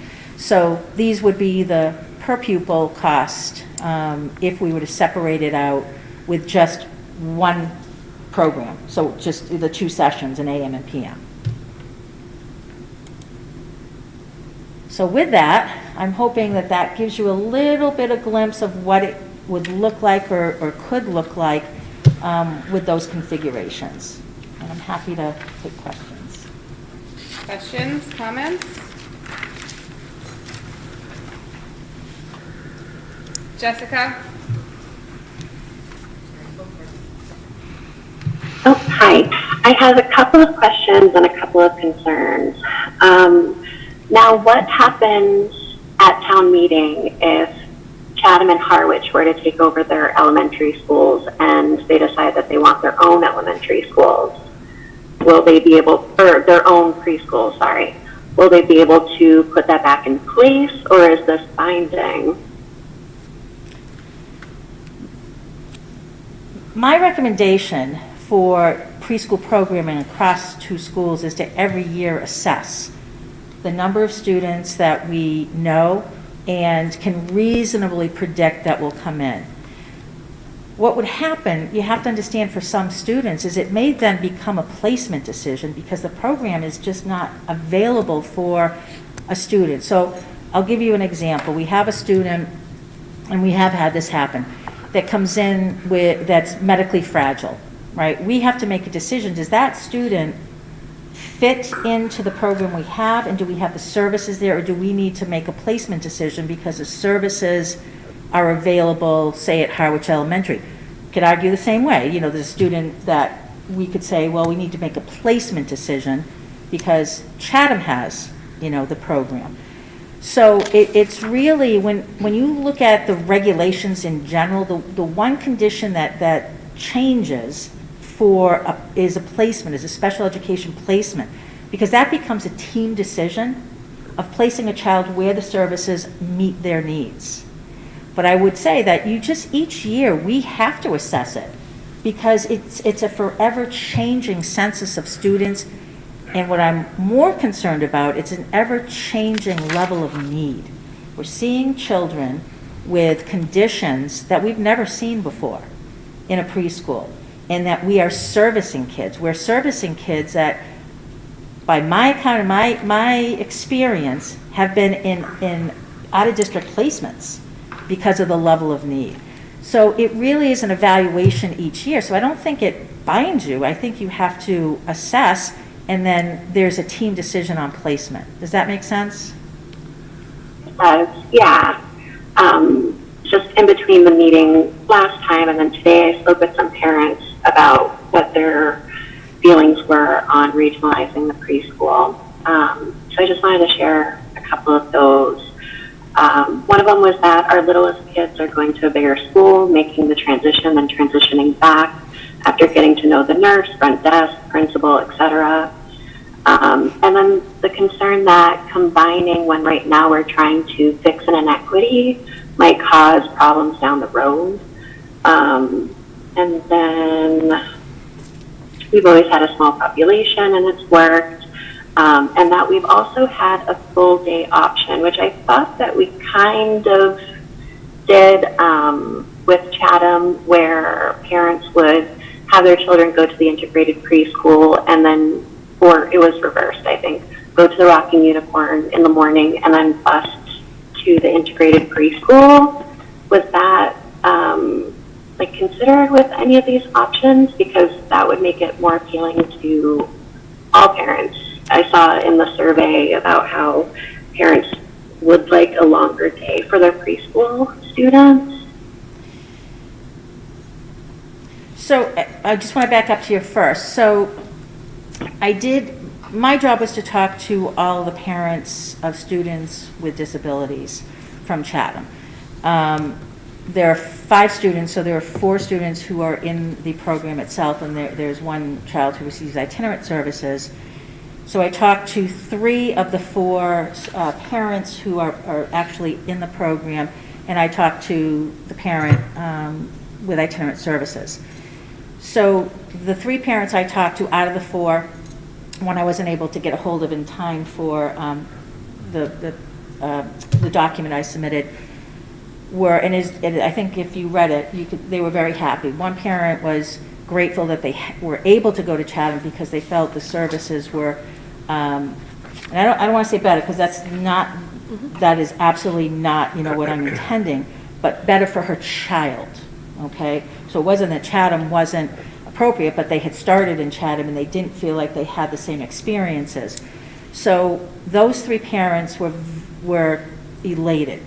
And of course, when we get to the program eval, and I'm watching, the numbers come in, there are a lot of parents who are responding to it. And one parent absolutely, felt that their child could not attend Harwich for their circumstances. So, they were the parent that did not feel that, Harwich was an option for their child. So again, it's a small number of children, but of those children we're talking about, those parents, 3 of those 4, and I will get to the other parent, indicated a significant level of satisfaction. In terms of the Rockin' Unicorn, or any preschool actually, we only bus to programs that are within the district.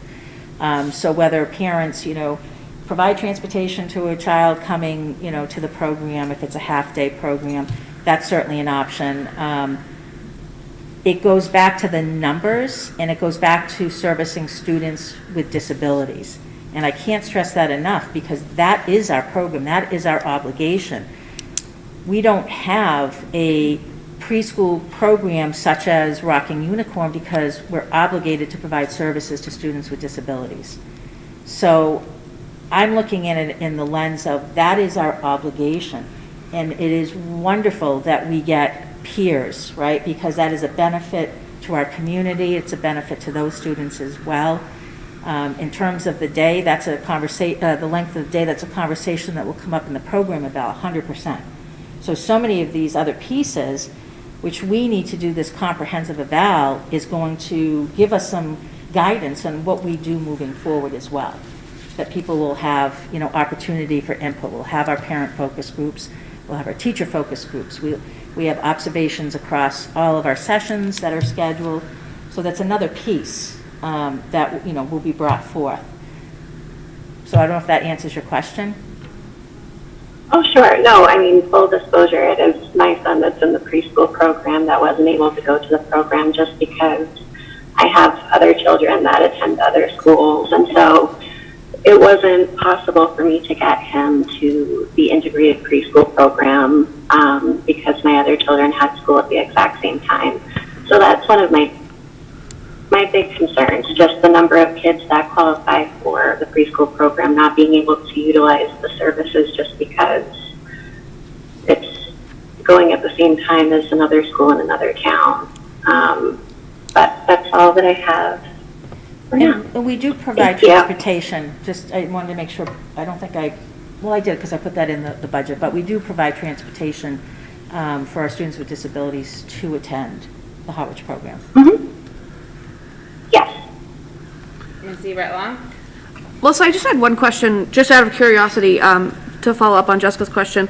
I feel like when my youngest was at the Rocking Unicorn, there was a bus that did come and pick up kids for the afternoon program at Chatham. Yes. So that did happen. And that was based on openings in the PM session at Chatham. Yes. So what you're saying is that because that was in district, like in Chatham, that's why that happened? Yes, so you can transport in-truck district. Right, okay. So that would be the pickup for a student, just like it would be a pickup at home to bring Right. to the program. So yes, that's a stop. So if there was a nursery school or pre-K program private in Harwich that was AM, and they wanted their child to participate in the PM pre-K program in Harwich, could a bus pick them up there and bring them to this program? In Harwich? Yeah, to the Harwich Elementary, if there was an opening. If there was an opening, and remember, this is for students with disabilities. Right. Okay?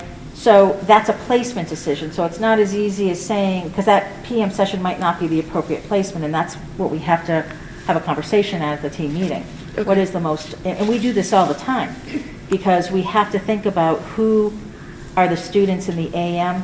Is that the most appropriate peer group, most appropriate group to, match students with? So technically, yes, if that absolutely worked, and that would be the conversation we would have to problem solve. Okay, thank you. Ms. Stout? Yes, I have one question I didn't understand and one other question. When you went over, Melissa, the AM and PM and all that, what was the reason that they couldn't have a AM session? I just didn't get that. It's not that they can't have an AM session. There was a scenario where there were 2 AM sessions. Okay, one that was going to support our students with disabilities that required explicit instruction that had more intensive needs. And then there'd be another AM session, certainly where they could then be with their peers. You would need 2 half-time teachers to support that, and the numbers of students would be marginal to be able to do that. In the other scenarios, there would be, if there's an AM and a PM and you had one teacher, there'd be no opportunity to integrate those students who are requiring that specialized instruction with their peers. So, still not quite following it.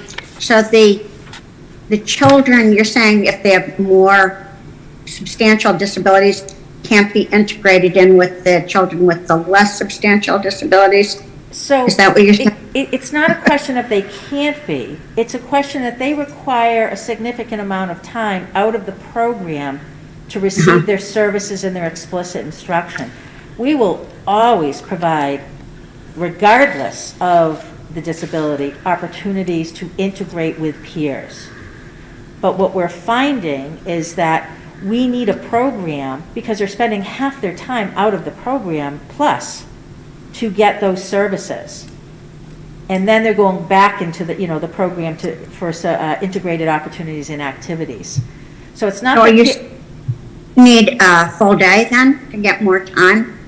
No, it's not that we need a full day. What we need is a separate classroom where solely students receiving intensive special education services can get those services. Right now, we don't have that. right? We're pulling them in and out of an integrated classroom, but not into another classroom. We're trying to figure out how to get those services. Diana Rose ends up with too many students, pre-K through 4, and that's where a lot of those services happening. That's just not appropriate. It's not sustainable, and it's just an incredible. It's not efficient and effective for those students in their learning environment. So yeah. Okay. The other question is, I know sometimes when I worked there were people that had dual certification of intensive and moderate special ed. Do we have people like that? And would that be helpful or it wouldn't be helpful? No, very rarely. You very rarely have. What you typically have with a preschool teacher is an early childhood certification and a special education certification. They're one of the few teachers that have that dual certification. It's not an intensive and a moderate, it's an early childhood certification. Yeah. I don't think I've ever met a preschool teacher that has both intensive and moderate.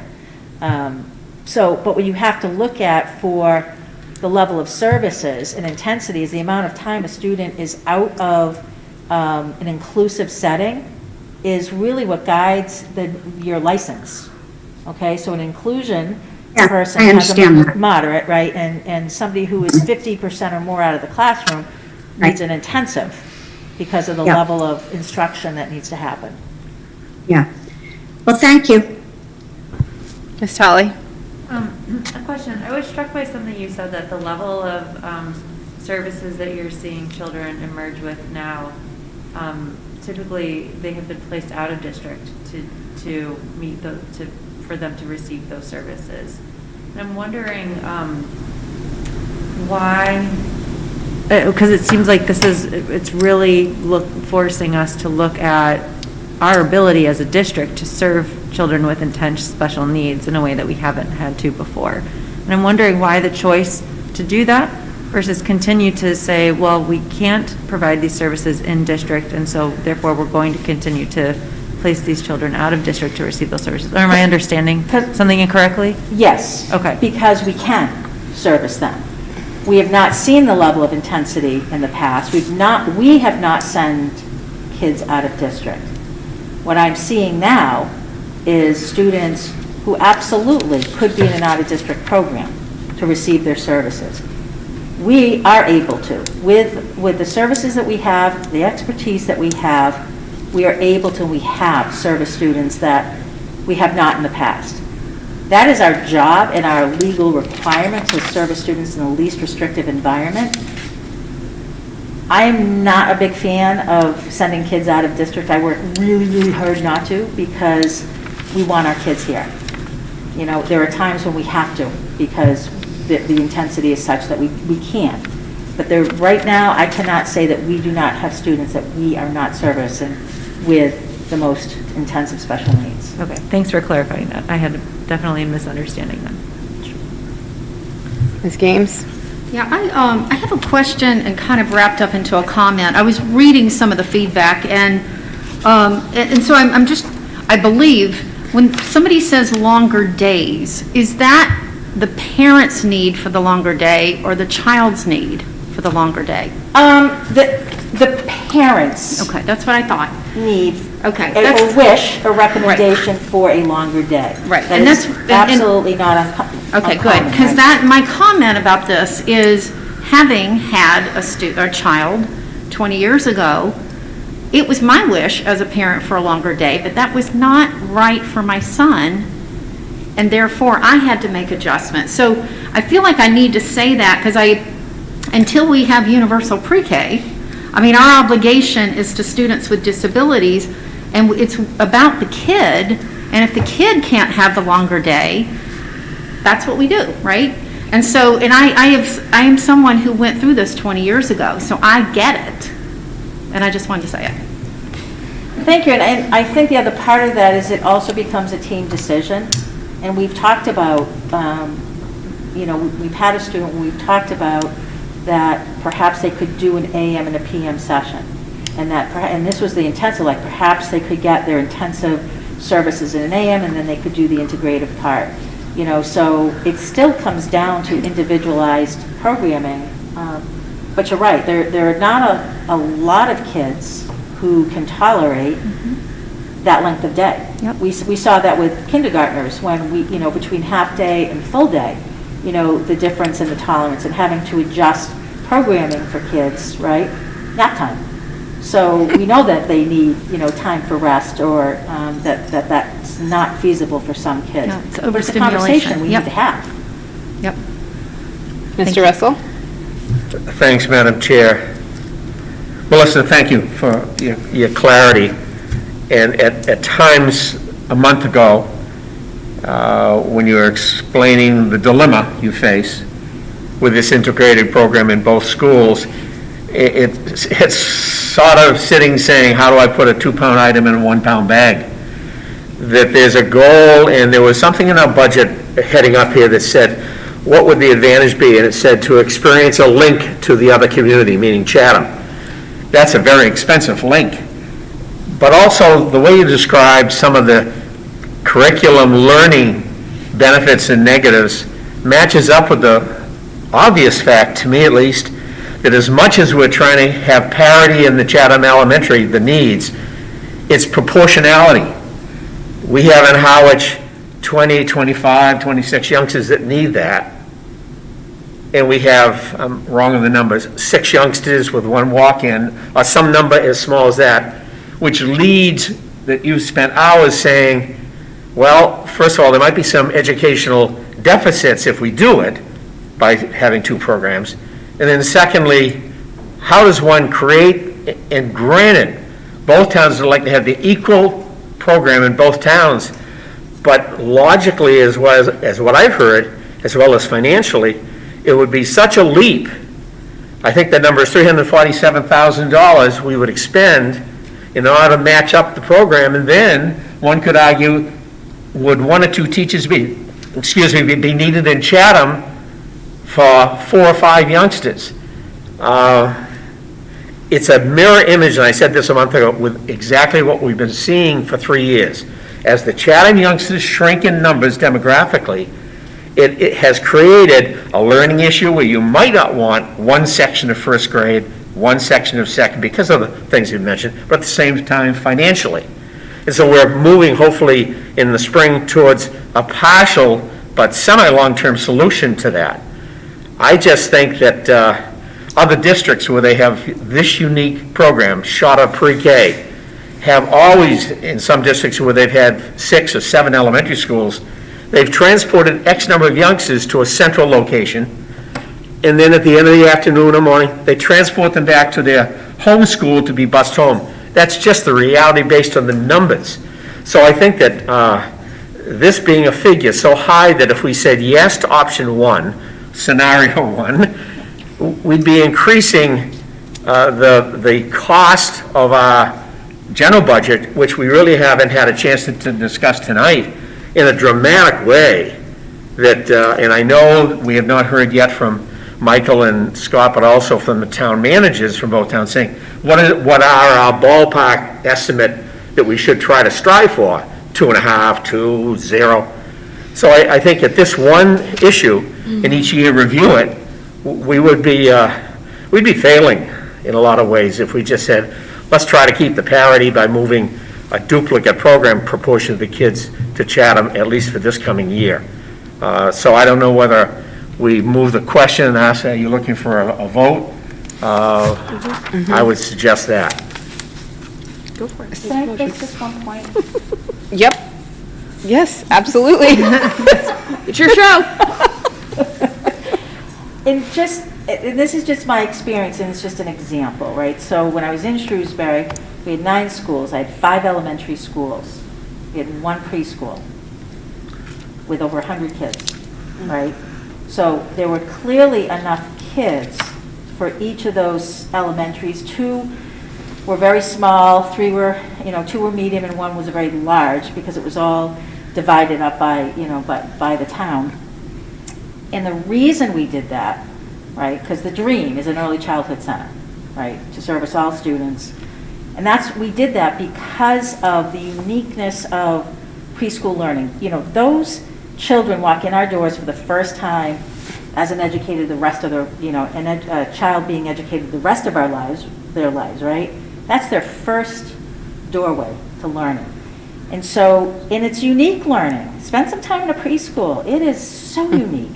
And so to have the resources available in one place and the service providers that you could really get them into the classroom. So it's not about a speech therapist taking a kid out and doing speech therapy, right? Those speech therapists, you go in and they're on the floor with those kids. They're integrating language and speech with play, with peer relationships. Like, it's not just, pulling them out for 30 minutes of a session, which is what you typically do with, a speech or OT or PT. It's so integrated in those skills and developing those skills that it's, when you start to separate them out and have smaller programs, it doesn't give the robust level of education. So I'm only using that example because it was just a town with 5 schools, and they all could have had their own preschool. But we chose not to do that because of the efficiency and effectiveness of educating those children. Dr. Carpenter, were you following up to Terry's questions and stuff? Is it okay if he goes first? Do you mind? Okay. Yes, I don't want to steal Mr. McMillan's thunder when it comes to the budget presentation, but we did have conversations with both town managers and the finance directors just to give people a feel for where we're trying to land the plane within the wherewithal of the 2 towns. And keep in mind, when we've talked about the changes to the regional agreement, we've initially, when we were sort of talking about this last year, in 2022 dollars, it was about a $600,000 budget impact that Chatham had been thinking about and planning for. But in 2023 dollars, it's a $800,000 budget impact, which was a little bigger than Chatham was expecting, but I think still within what they were expecting and prepared for. When we shared what it would be if we put the preschool in, which is a $1.1 million budget impact, I think that got to a bit of a gulp, and was, so we were hearing back from the town manager that was a much larger number. If you think about it, that people have been thinking 600,000, and suddenly, if we come back and are going into budget presentations at Chatham, that the number's not 600,000, but it's 1.1 million, I think it's going to catch some folks off guard as to the budget that they would be seeing. So, I do worry that, that's not, I think, what I think there's, there are, coffers that the town could go to, but the things like free cash you go to for one-time things, not something that you're building to a budget from that point on. So I think we just have to keep that in mind in this. But Michael will give you the rest of the thunder and everything with his presentation later. Ms. Tolley? Thanks, and thanks, Melissa, for laying all this out again for us. I think, I have just some comments that I think really center around this being a process issue, that I think a couple of facts about how this conversation has played out and the timing of it and the information that we're getting, just I think specifically because we're also dealing with the changes to the regional agreement, it feels like we're kind of talking out both sides of our mouths to the town of Chatham about you can pay for your own elementary school and have some more autonomy over it. And in the same breath, we're also recommending and making a decision foreseeably to eliminate the pre-K program at Chatham Elementary School. And so I think for this year. And so I think that just needs to be said and acknowledged, and how this is communicated out, that this is very clearly a one-year, a decision for this year, that it can be revisited. And I think, I understand we're trying to, get numbers in so we can do budget presentations, and there's kind of a tight timeline, but having a first presentation about the preschool configuration for the following year happen at our meeting right before the holiday break, and then asking to vote on it, or being asked to vote on it at the meeting right after our holiday break when we've heard from no parents, to me is really problematic. And that was specifically why I asked for parent feedback to be included as part of the information that we could have to, I think, even if parents said, if every parent surveyed said, we definitely want a program at Chatham, I'm not saying we would vote to do that, but I think that feedback is really important. And to me, I don't think we're walking our best walk if we are not including parents of our most vulnerable kids in the decisions, or at least listening to them and getting their feedback as we make a decision like this. And so it was really important to me that we heard from those parents, and thank you, Melissa, for providing this feedback. And so I encourage us next year, when we have this conversation again, to to do this process better, to do it. I don't know what the suggest or how to do that, but I would love for it to be much more, a little bit of a longer process to think about the pre-K program. And I also understand that we're dealing specifically, with the pre-K program that's focused on servicing children with special needs. We know that pre-K is kind of this large nut to crack that both towns are really wrapping their heads around, and parents have a lot of feelings about it and anxiety and thoughts about it, and there are a lot of people who have opinions about it. And so I guess maybe I would recommend that we consider having some sort of like pre-K forum to really explain and make sure that folks understand the specifically what we're talking about, as you've done many times, Dr. Carpenter. When we talk about offering pre-K in our district, it's this type of pre-K. What so many other folks want to see, and what's even indicated in this, and what you alluded to, is a need for working parents to also have some sort of option. And so I really feel like as a district, we need to put our heads together around pre-K in a bigger way. This is a very small piece of it that we are examining and working toward because we are legally, mandated to do so. But I really do think that this conversation, we're going to come back to the same place next year if we don't have a different process. And so I really encourage us to dive into it, and maybe that can be one of a potential forum that we have in the future, is to tease this out in a collaborative way for the district, because I think families in both towns can be confused by it, can have anxiety about it, and it's, we're talking about our youngest kiddos, and it's really important for many, many reasons. So again, I appreciate all the information that you've presented, and I appreciate us being able to postpone the vote until tonight, until we were able to get some more feedback. So that's all I want to say. Thank you.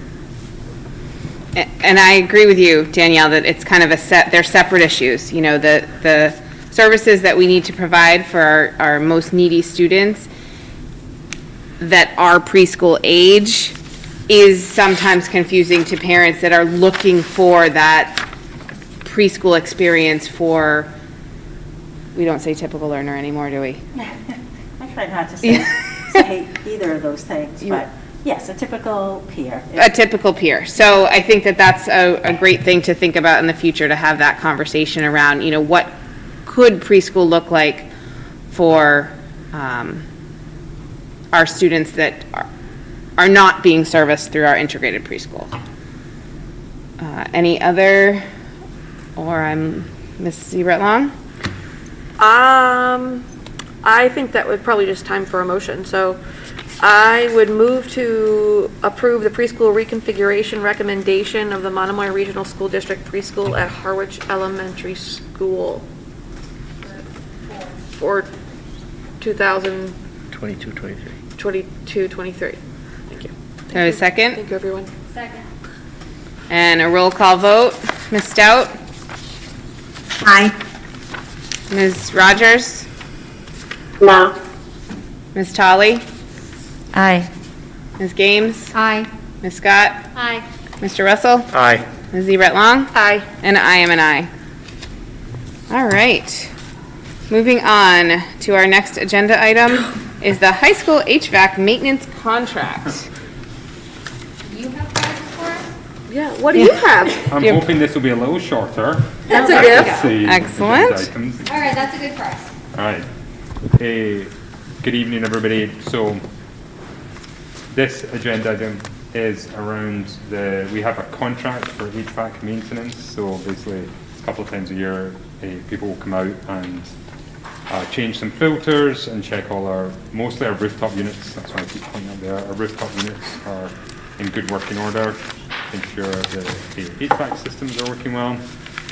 We came to the end of the previous contract for that. We went out to bids to get a new vendor. We had two vendors submitted bids, and we would like your approval to go with the lowest bid, which was Limbach Company.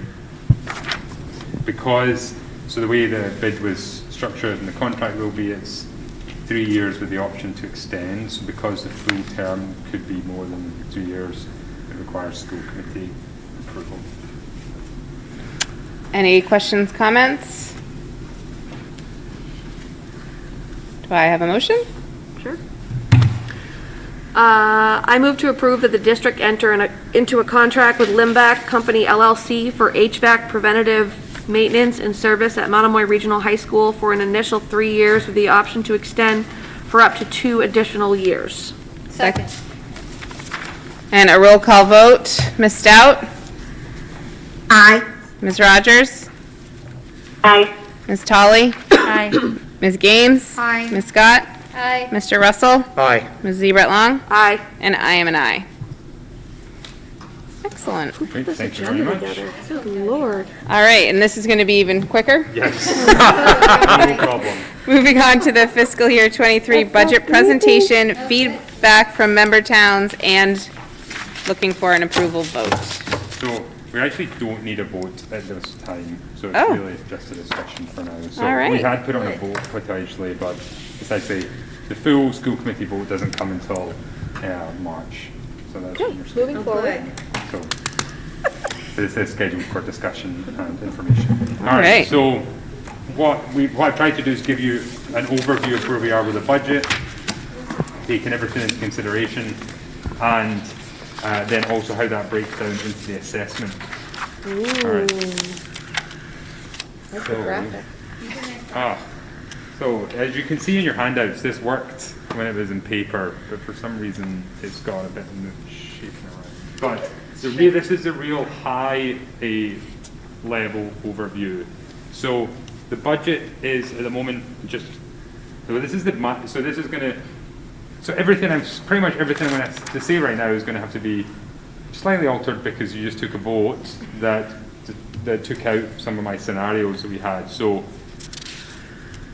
the maximum budget request was about 1.7 million increase. Now that the preschool is not happening at CS, it will be minus $347,000. It's down. Question. This may be getting ahead, but Yeah. if we had a budget scenario that did include the funding for Chatham Elementary Pre-K. Yeah. We have items that are not funded Yeah. currently. Couldn't we still allocate that amount of money to the budget and Yeah. fund more of the items that are currently unfunded? So I think we need to consider each of them on their merits rather than kind of when we look at the budget as it is and how that breaks down and how that would be assessed each town, I guess if your feedback is you think we could look to assess more against the towns and increase the budget, then we can add those other items in. Okay. But it comes down, and that's one of the things we'll talk about, is really we're trying to balance the needs of the district with the financial situation of the towns. So, coming up soon, we'll be going in front of the select boards to say, this is what our budget looks like, and this is what your assessment will look like by their method. And those have to be numbers, or we will aim for those to be numbers that will ultimately get the approval of those select boards. So that's the kind of push and pull that goes on as we develop the budget. So we are getting ahead a little bit, but these numbers are going to change over the next the next 2 or 3 weeks, because we'll get the health insurance number, which will make a big impact, and it may make a big impact, and we'll also get our Chapter 70 funding and the the minimum local contribution required from each town, and that will impact the assessment.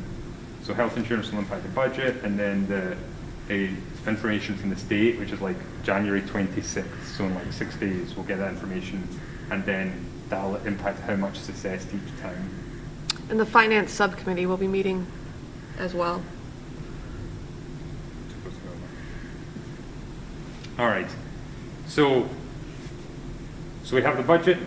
So there are several different assessments possible at the moment. Well, there's now just two. So we've got the current method and the alternative method, and I'm going to give you both of those. So COVID right now does not have a huge impact on our budget. So where there is an impact, that has been funded through state and federal funding. So as you know, our enrollment is decreasing, and we're able to reduce another grade A teacher position. This is at Harwich, but we know as part of the budget priorities that we are requesting an additional special education teacher. And finally, the budget does not require any reduction in the programs offered. We're not really increasing any programs, but we are investing in the programs that we have. All right, that's the high-level view. So now it'll take 2 hours to go through it in detail. All right, so there's essentially 3 steps to this process. The first thing is that we work out how much we plan to spend next year, how much we would like to spend. Then what revenue is available to help fund that planned spending. And then the third step is then breaking what's left down to split up between the 2 towns. So that's kind of the process I'm going to follow in these slides.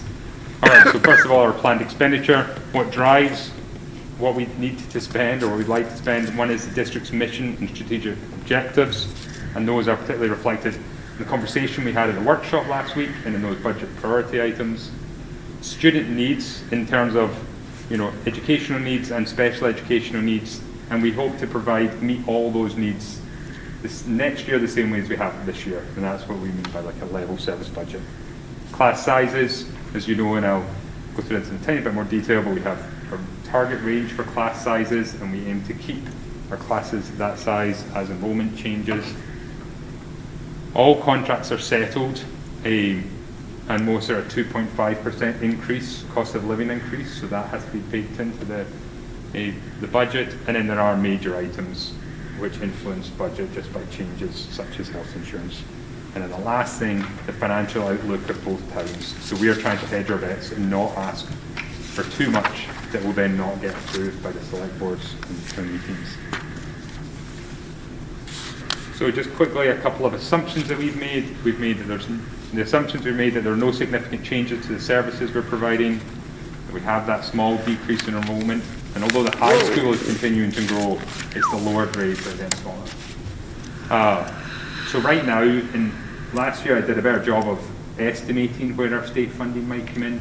This year it's like the numbers are just even more different than they've been in the past, because actually Harwich has fell a little faster than Chatham's, so I've just taken last year's and applied it, which is cop-out, but it's the safest right now. And also I was trying to do like 4 different scenarios, so I didn't think. No. Also, and then health insurance. So I've planned that health insurance will increase by 6% on our current premiums.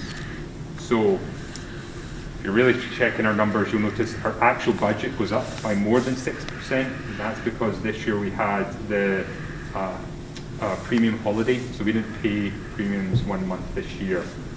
So health insurance was able to fund that. So it's the premiums, but I'm also assuming we've got 12 months of payments at a 6% increase. So I actually worked out like 11% increase because we slightly budgeted. Does that make sense? Yes.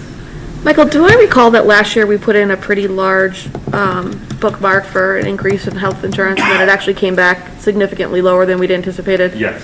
Okay, that was last year. Yes, so I think we'd originally planned it to be like 8%. Right. It was 10. I think it was 10%. I thought we did 10 last year. We did. It came in much lower. Yep. It came in really low. And it came in, it's still, I don't know, like 3-4%, I want to say. It was significant. And I thought it was 0. the premium holiday. It was 0. It wasn't 0, no, it was not 0,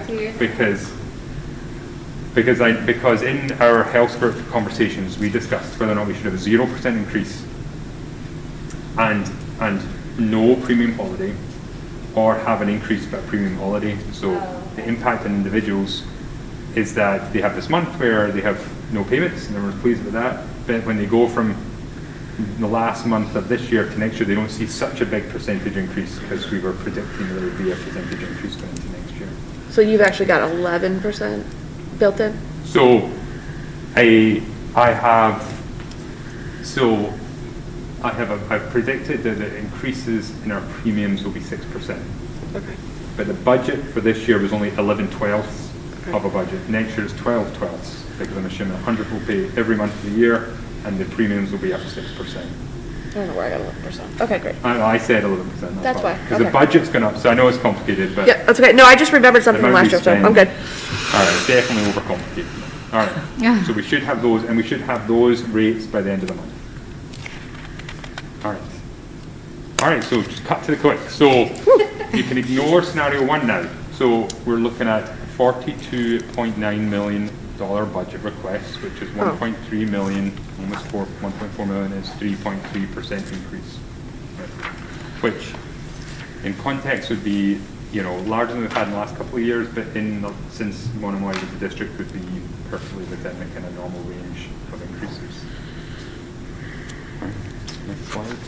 Okay, so I wanted to be able to really give you a good sense of why the budget is going up and what are the big ticket items that drive that. So these numbers, there's lots of movement within all these numbers. So some things are going up, some things are going down, but these are kind of like overall ballpark figures to give you a sense of where that increase is coming from. So staffing salary increases, without adding staff, just cost of living increases plus contractual steps and lanes, that this year is around $700,000. So that's the biggest single ticket item, which makes sense because that's the biggest part of our budget is our staff. They're the most important part of what we do, and they are the biggest part of our budget. So it makes sense. Then health insurance, with that 6% increase plus paying for the extra month, that's now almost $700,000 as well. Pre-K program at CES, ignore that. Retirement contributions, we contribute, so for teachers' retirement, the state pays for that, so we don't actually contribute towards teacher retirement. However, for anybody who's not on teacher retirement, maths teachers' retirement scheme, then we contribute to the retirement scheme group, and it's part of Barnstable County. So our contribution to those has gone up by over $100,000 this year. And unfortunately, that's just the way their calculation works, how our salaries changed versus other towns. And is that typical? No, each that's year? higher. This is really high? That's higher than normal. And so I think it's because other towns, the salaries went down more than ours went down. Ours didn't increase significantly, but other towns and organisations on the Cape had lower salary bills for 2021. I think that may be how they managed COVID closures and everything compared to how we did. Does that kind of make sense? So we pay it they basically calculate how much we have to pay towards the Barnstable Counties Retirement Association's bill. They survey all of the employers and see what their salary bill is for the preceding year, so that would be for 2021. And you pay that portion of the total cost for the association. And ours went up. So the other budget requests, which we've got a list, and I'll show you those in a minute. So that I put that in the net. So that doesn't include the extra member of staff, because essentially that's a wash with the reduction in grade 4. So I didn't add that to the.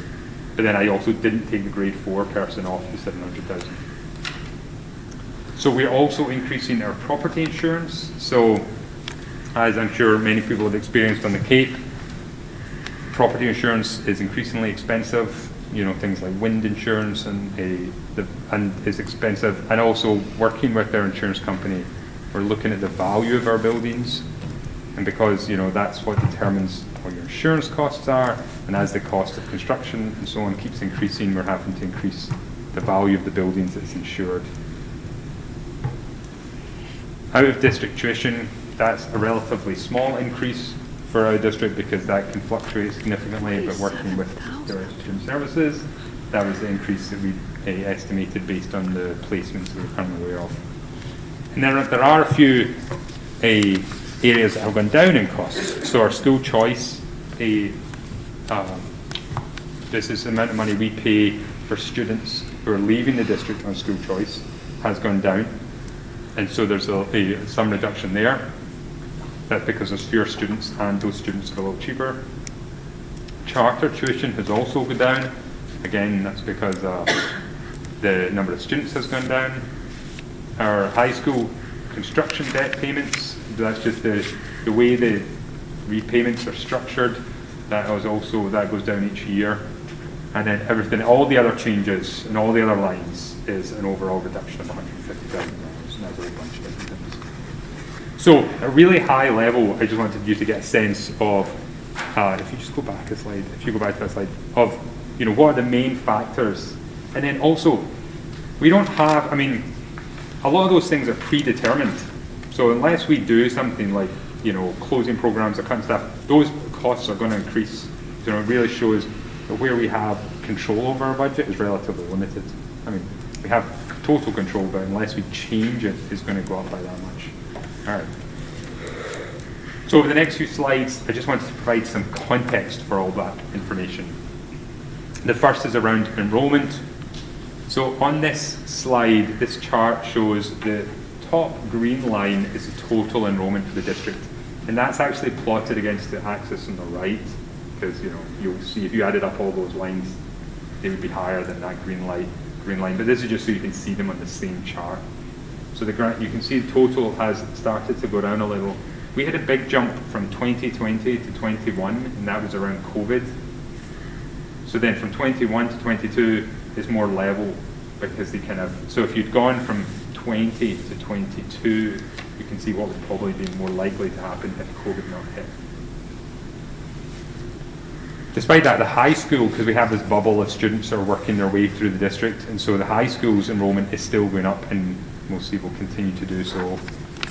The elementary schools are both going down, and the middle school is relatively stable right now.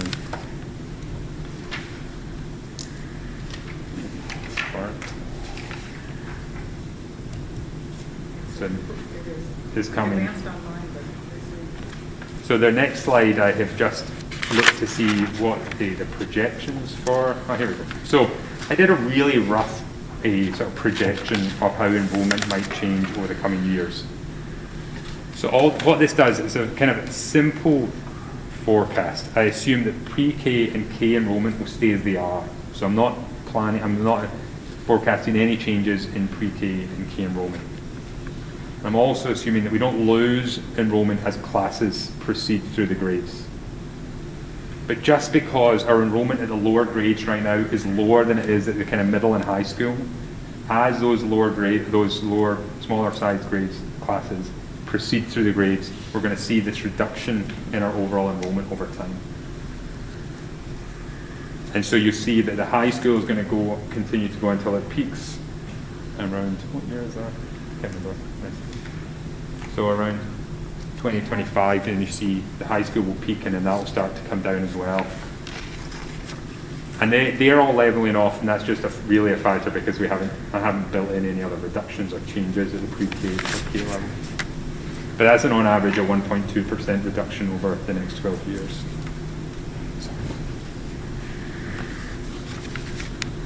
All right, it's really, so there's a slight lag, but so I think the next slide is staffing. So as enrollment has fallen, we have made reductions to staffing, and you can see that is coming down a little as well.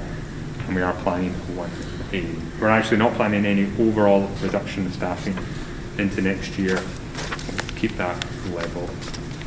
All right, and the next slide is around the target we have for class size. So a big part of what the superintendent has done is to ensure that we have the right class sizes at the middle and high school and at the elementary level, and we will continue to deliver on that.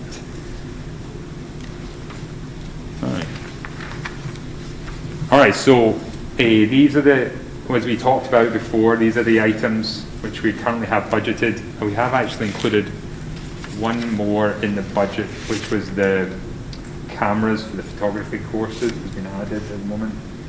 And as you can see, so this does still include the preschool, but that will come out.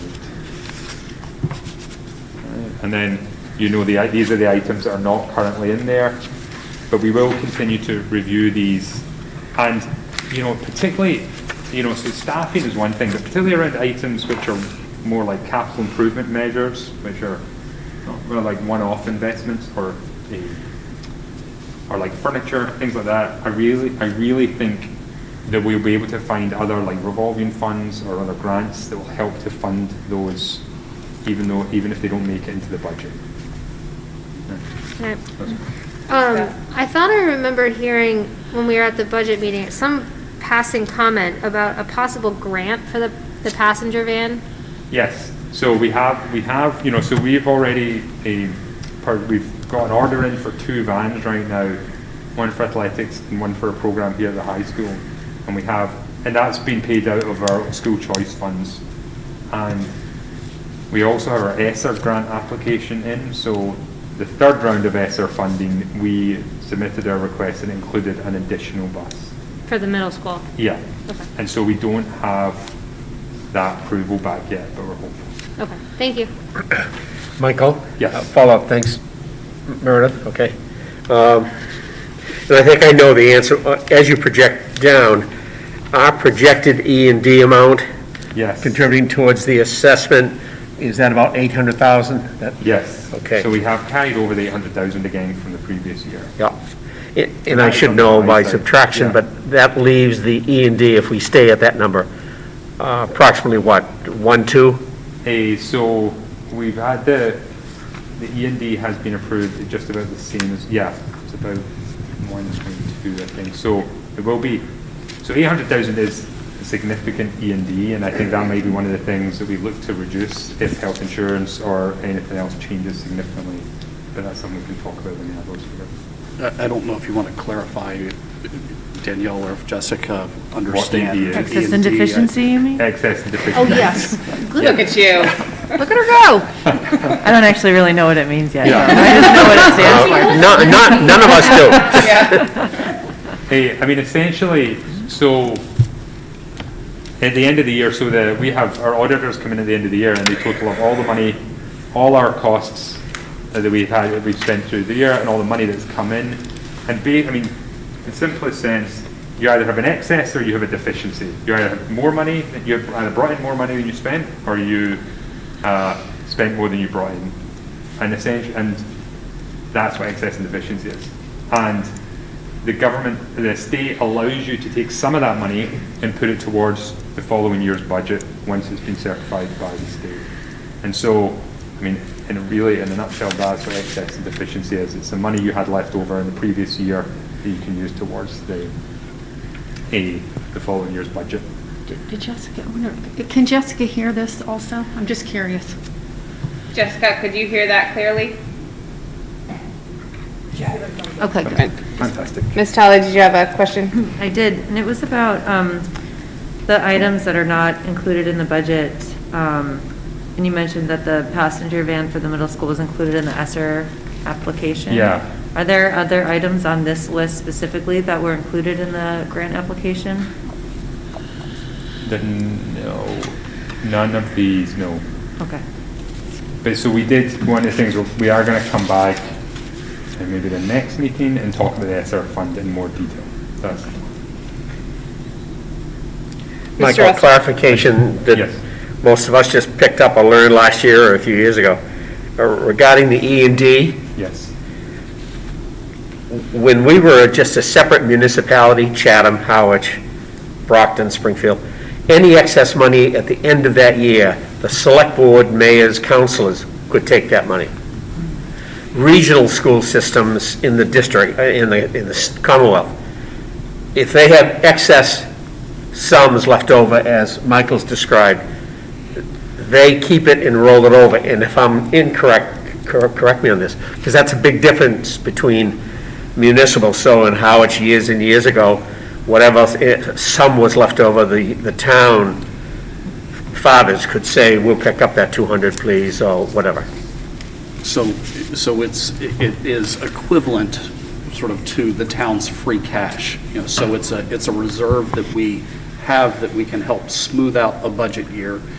And we're limited, unlike with free cash with towns, with our excess and deficiency, by statute, we can't have the excess and deficiency amount be larger than 5% of our total budget, and anything above 5% would have to be returned to the towns in the budgeting process.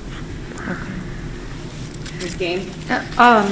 So was it 2 weeks ago or at our last meeting, you gave us another presentation and we were looking through, so my question is the assistant curriculum director, is that in your budget? No.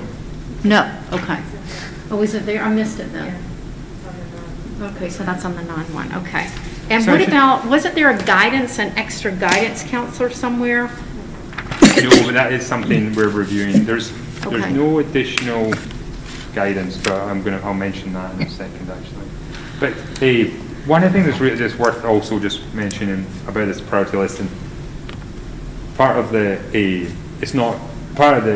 value in this is we keep the same list, so we'll keep reviewing it. So these items, once things have been paid for, they come off.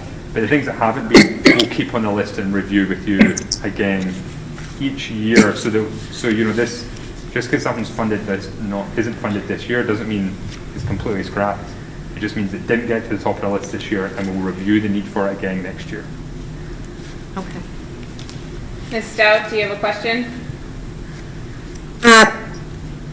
Yes, it's related to what Michael was saying and Tina mentioned about, I would really like to see, and I think there's a huge need for either an adjustment counselor or somebody from the private sector who does therapy, particularly at the high school level. So I don't know if this is the right time to mention it, but I would like to advocate for that when it's the right time.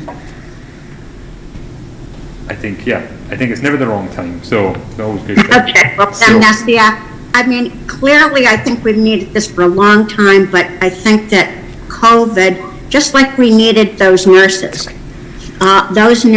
were very needed. Scott compliments them once a month or something, rightly so, for this. Well, clearly, this is something that we really need. Somebody to do small groups, somebody to, really go in deeper, not the traditional guidance role of helping with coursework and stuff like that, but social, emotional, actual counseling.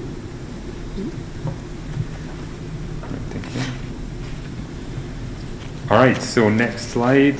So I just wanted to just quickly make you guys aware of a few other staffing related items that we are looking at. They don't actually increase the budget, but they just have had an impact on the allocation of funds and will impact the district. So this year we added a special education instructional assistants in line with students' individualized education plans as they have moved through the school.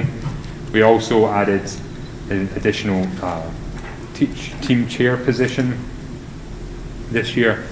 And then the nursing position, which we've talked about before, that is going to continue to be maintained, and that will be paid from our ESSER funds.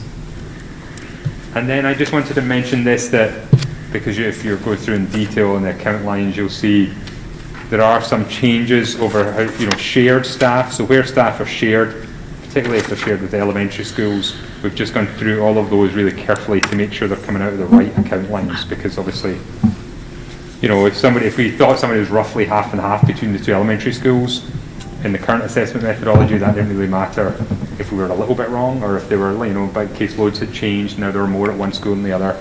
But now, because of the way the assessment methodology is changing, we want to make sure that we're really getting that spot on, and it's as close as we can to the actual time they're spending in each school. And I guess this relates to the Sharon's point, we are reviewing our guidance and psychologist staffing and relative caseloads, particularly the elementary school, to make sure we have got the most effective staffing structure there.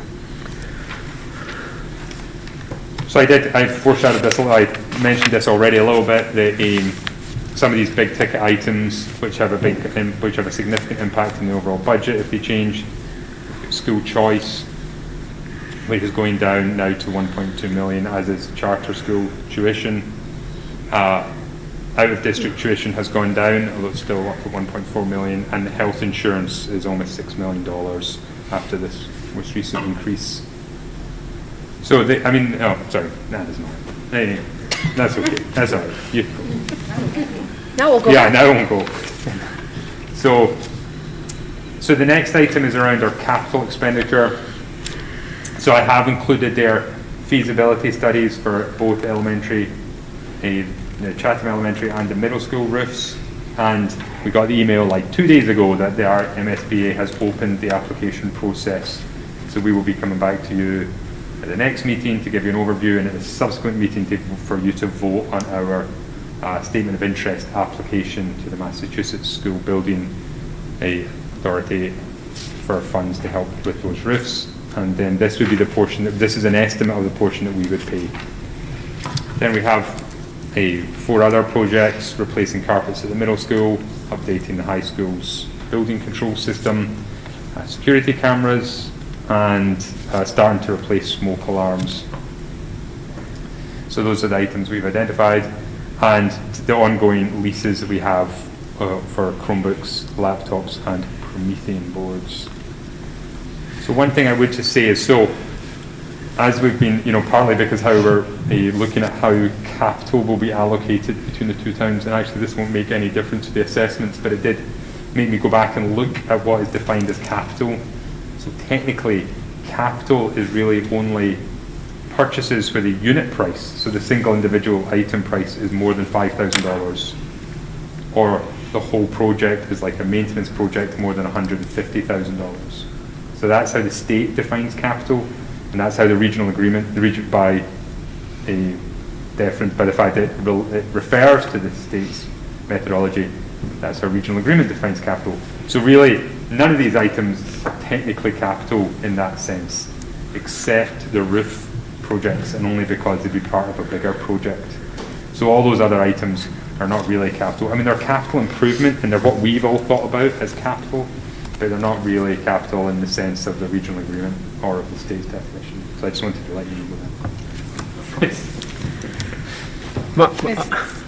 Sorry. The big head's in the way. Can Tina go first, sir? Sure can. Yeah, I just want a clarifying question, if you don't mind, Michael, just so I can better understand. Yeah, So of course. on page 17, so we're talking about capital expenditures under technology. Yep. Is there any way that the cameras can fall into that category? Where we're talking about labs, graphic labs, is that not? Oh, the Canon cameras? cameras, yeah. But to be honest, so it won't make any difference. Coming out of budget. It's gonna be there. So It it's on, wouldn't make any difference. It's all going to come off. It wouldn't change our top. Wouldn't Okay, change all the right, all right. assessments. I thought and for the- some reason I had it different. Okay. Yeah. Oh, Terry goes first. Yeah, Mr. Estel.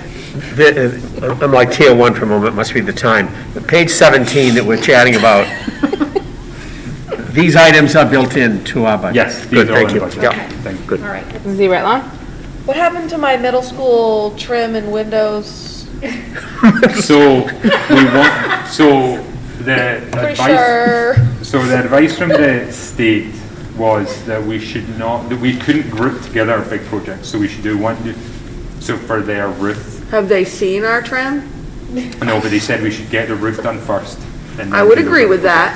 So that's. So they're saying you can pick one or the other. You can't go in and go, I want a full like roof and trim Yeah, and windows. you have to, they said they would not allow us to group together, like go out to bid for, because I spoke to them, I was like, we're going to go out for bid for roof and trim and windows, and you guys just cover the roof, and they were like, no, you can't do that.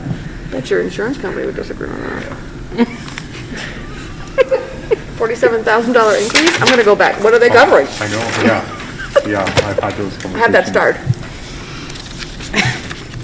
All right, next slides. Okay, any questions? Ooh, I like that slide.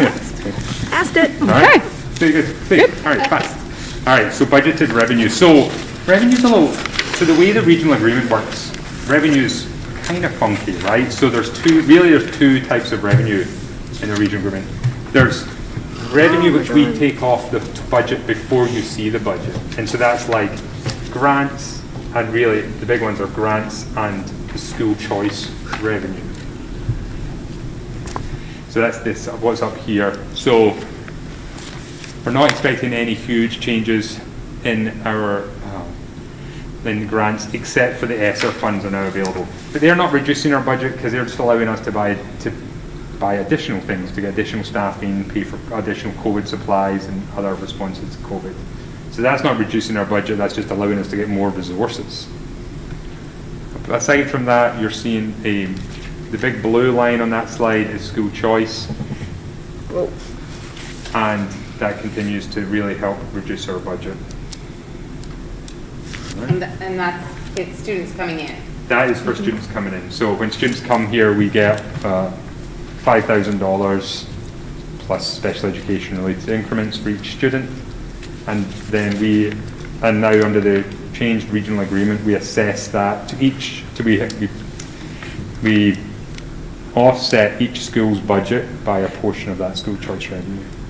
Does that make sense?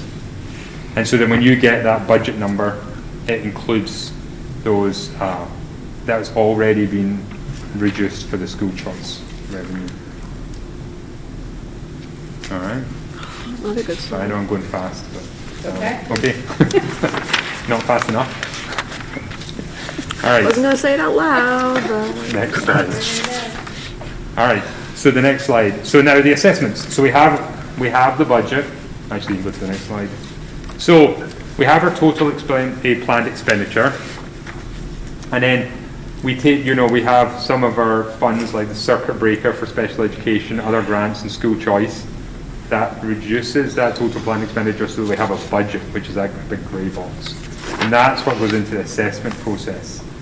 And this is what I meant that revenue is treated a little funny, because then general fund revenue and state aid comes off the budget before it goes into the assessment. So if you go to the next slide.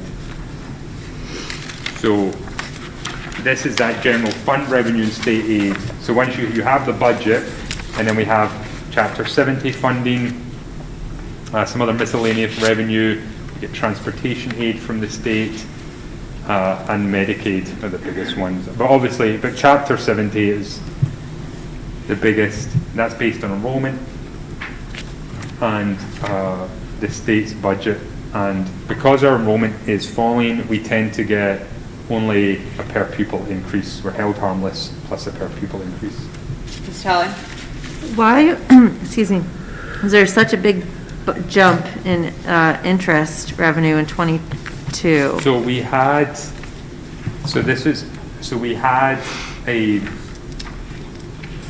from our, so we had bonds related to the high school construction debt, and there was interest related to those for like 1 year. This is before I got here, and so that was a significant, but then we've paid off all those bonds, so we don't have any more interest related to that.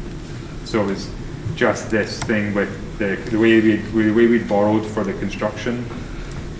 Before we paid it off, we had a lump sum of bond payments. We paid off the bond, we had a little money left over, it sat in the bank, it got us some interest. But then once the bond, then we paid off the bonds. And it was gone. Does that kind of make sense? Yeah. So that was it. All right. I only it kind of predated me, so I only kind of know, but that's roughly. Every time you say bonds, I just think of Bond. James Bond. Yeah. So it was related to high school construction. I'm getting tired. So no. Try to stay alive. Yeah. Tier 2. Yes. Bond, James Bond.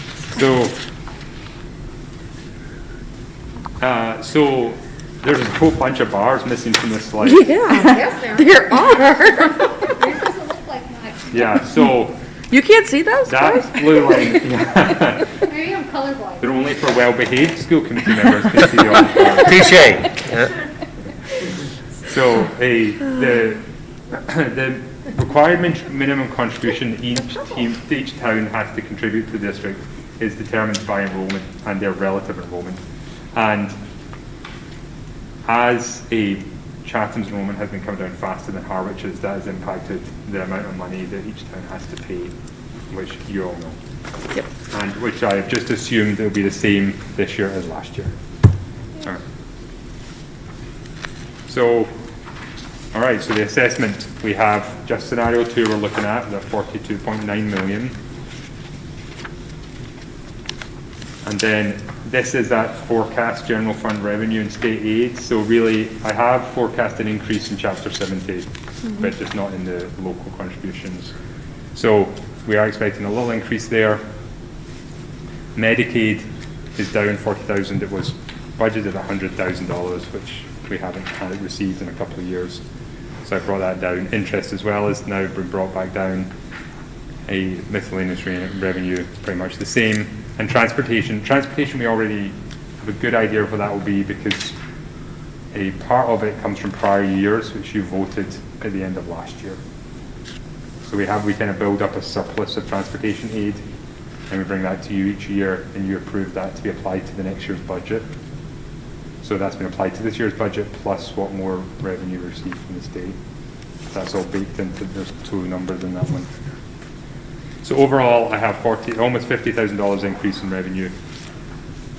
So this is scenario 1, which we can ignore now, which is just as well because there is a mistake in that slide, so just skip it. All right.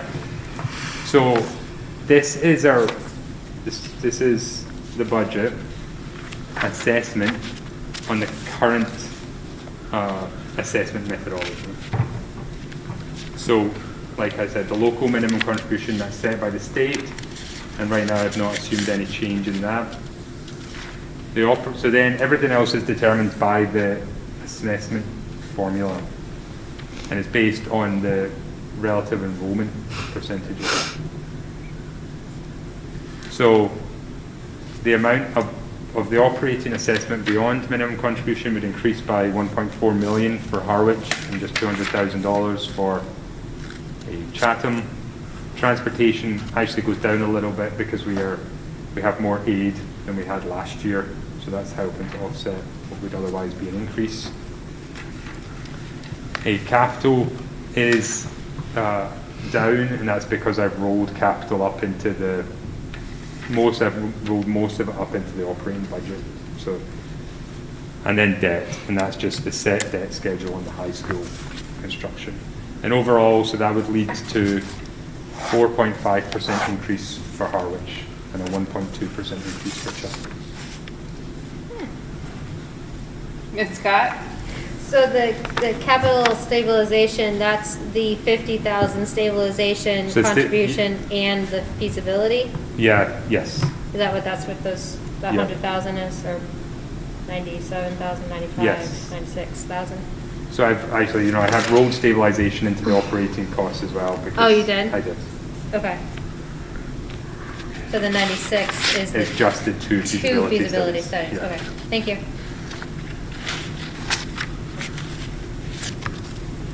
All right.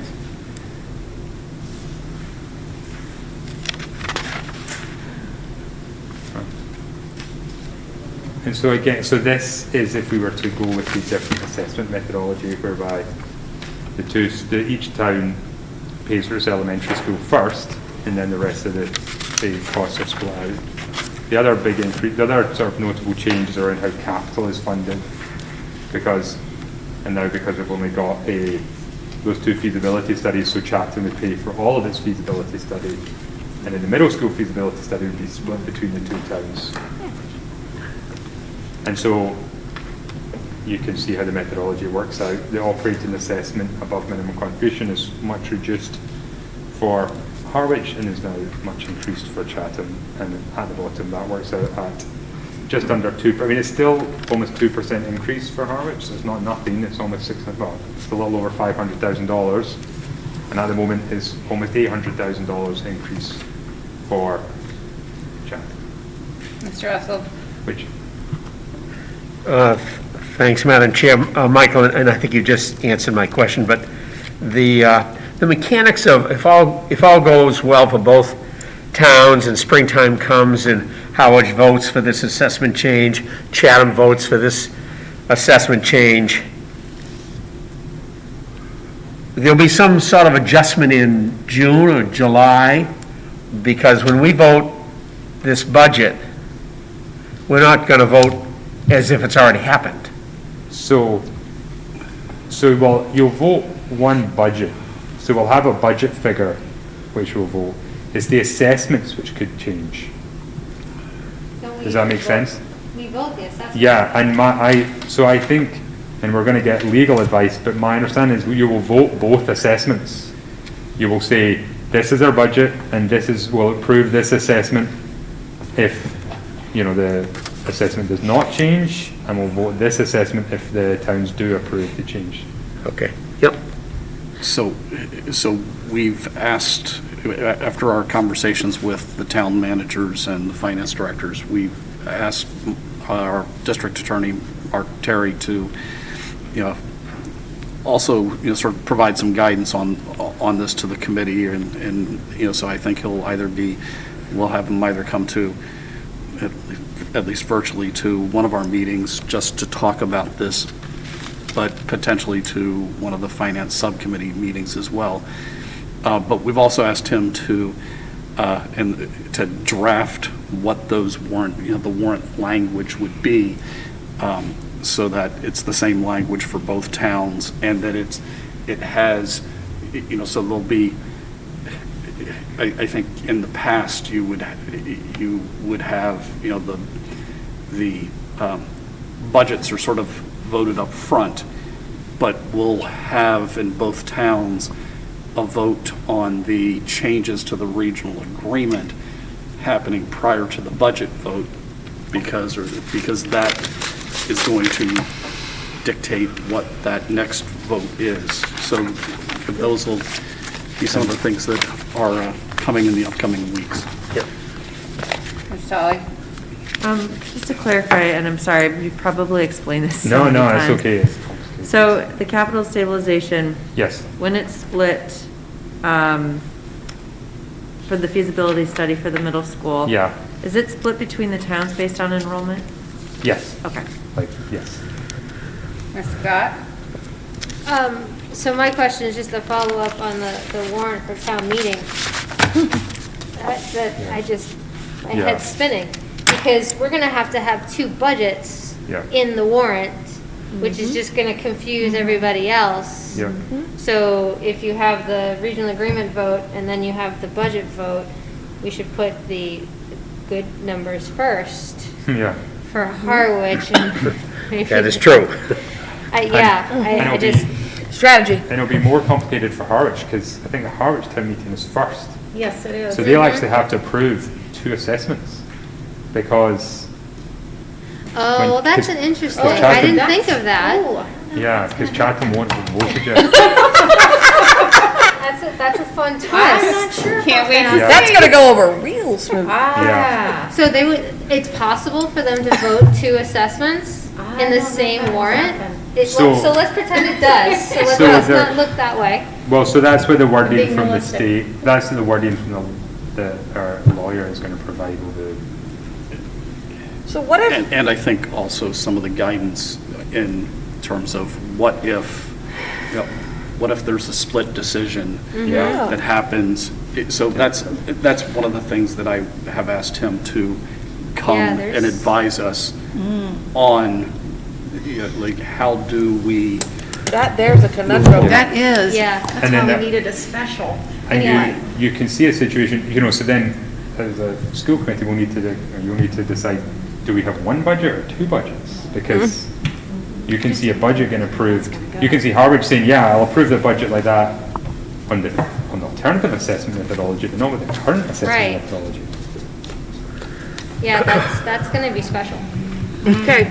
Ms. Games, did you have? Yeah, I just had a clarifying question on page 31. So, and I believe, because we're so early in the budget process, that this is figured out on inflated numbers maybe. But I'm looking at the Chatham, wait, hold on a second. So there was almost $800,000 difference. Am I reading that correctly? When we've been talking six? That's what he was. So okay, I think I might have zoned out. If what we were talking about before was not, so that $800,000 is the total increase for Chatham.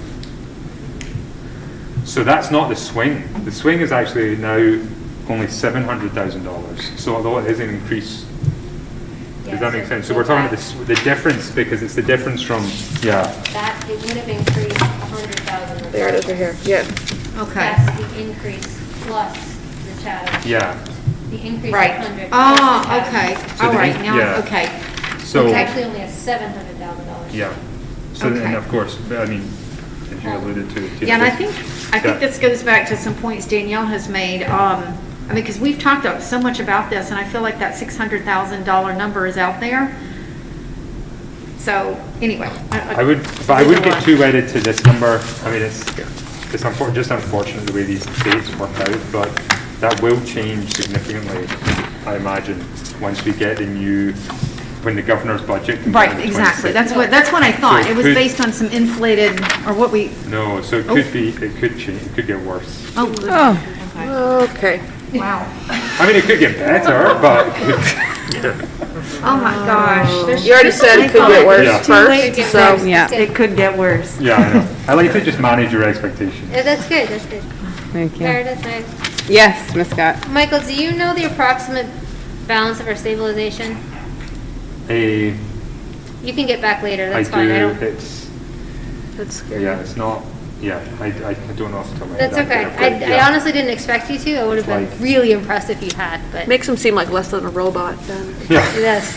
more The human. E&D was good though. That was I good. think, yeah, Thank you. I will check. Great presentation, Michael. Are we good? All right, thank you. Thank you very much. Thank you. Thank you. Thanks, Mike. Okay, next on our agenda is reporting out from executive session. And I just wanted to share that we are in the process of ongoing negotiations with the superintendent for a contract extension. The current contract expires June 2022. We will continue this conversation at an executive session at our next school committee meeting. Anything else to add? No, thank you. Madam Chair, can I just put it on everybody's brains? Sorry. That at the next meeting, we have our budget forum at 6 o'clock. Oh. Oh. We have to do it on the tail end Oh, that sounds great. It'll be just like tonight. at 5:30. I think 5:30 is too early for some, right? Yeah. Okay, so it will have to be. Tail end it is. It'll have to be tail end. Yay. Okay. Moving on to subcommittee representative and liaison reports. So we put on, and Danielle helped me, we just talked about putting the policy subcommittee in kind of an update on the policies that you were reviewing. Yes. Yep.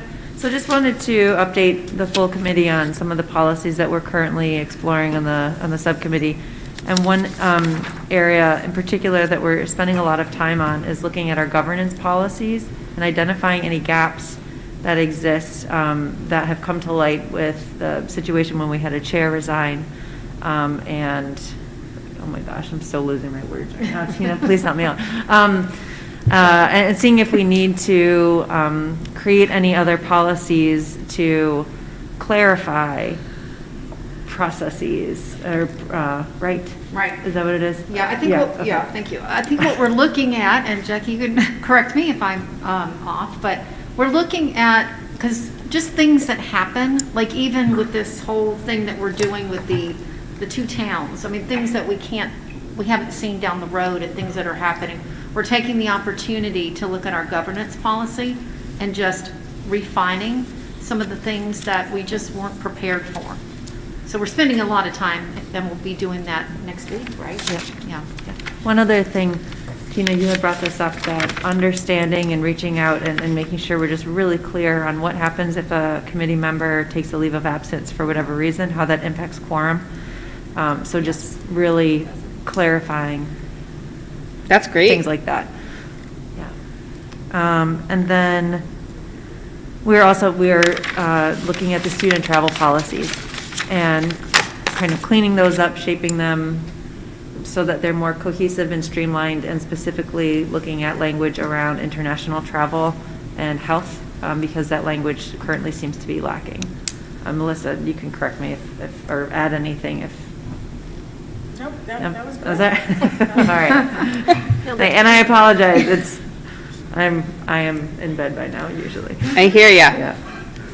Yeah. So I am going to pass the torch to you again, Ms. Tolley, for just a quick update on the strategic plan subcommittee report. Sure. So we have our steering committee that we've been calling it with Mark and Dr. Carpenter and Sharon and myself. We've had several meetings. We've identified a process that we'll be working through, the four of us, and we're at the point right now where we're starting to tease out the scope of the work that we would like to have a facilitator guide us through the process. And so we'll be beginning that process of bringing forth drafts of the scope of work to the full committee to get your feedback on it, and kind of moving through the process of hiring a facilitator with the two kind of big timeline markers that we have are we want to hire our facilitator by May 1st. And our goal is to kind of roll out and release our new strategic plan by Thanksgiving break so that each of the schools and principals can take that strategic plan as they're beginning to look at their school improvement plan and as budget conversations start to happen.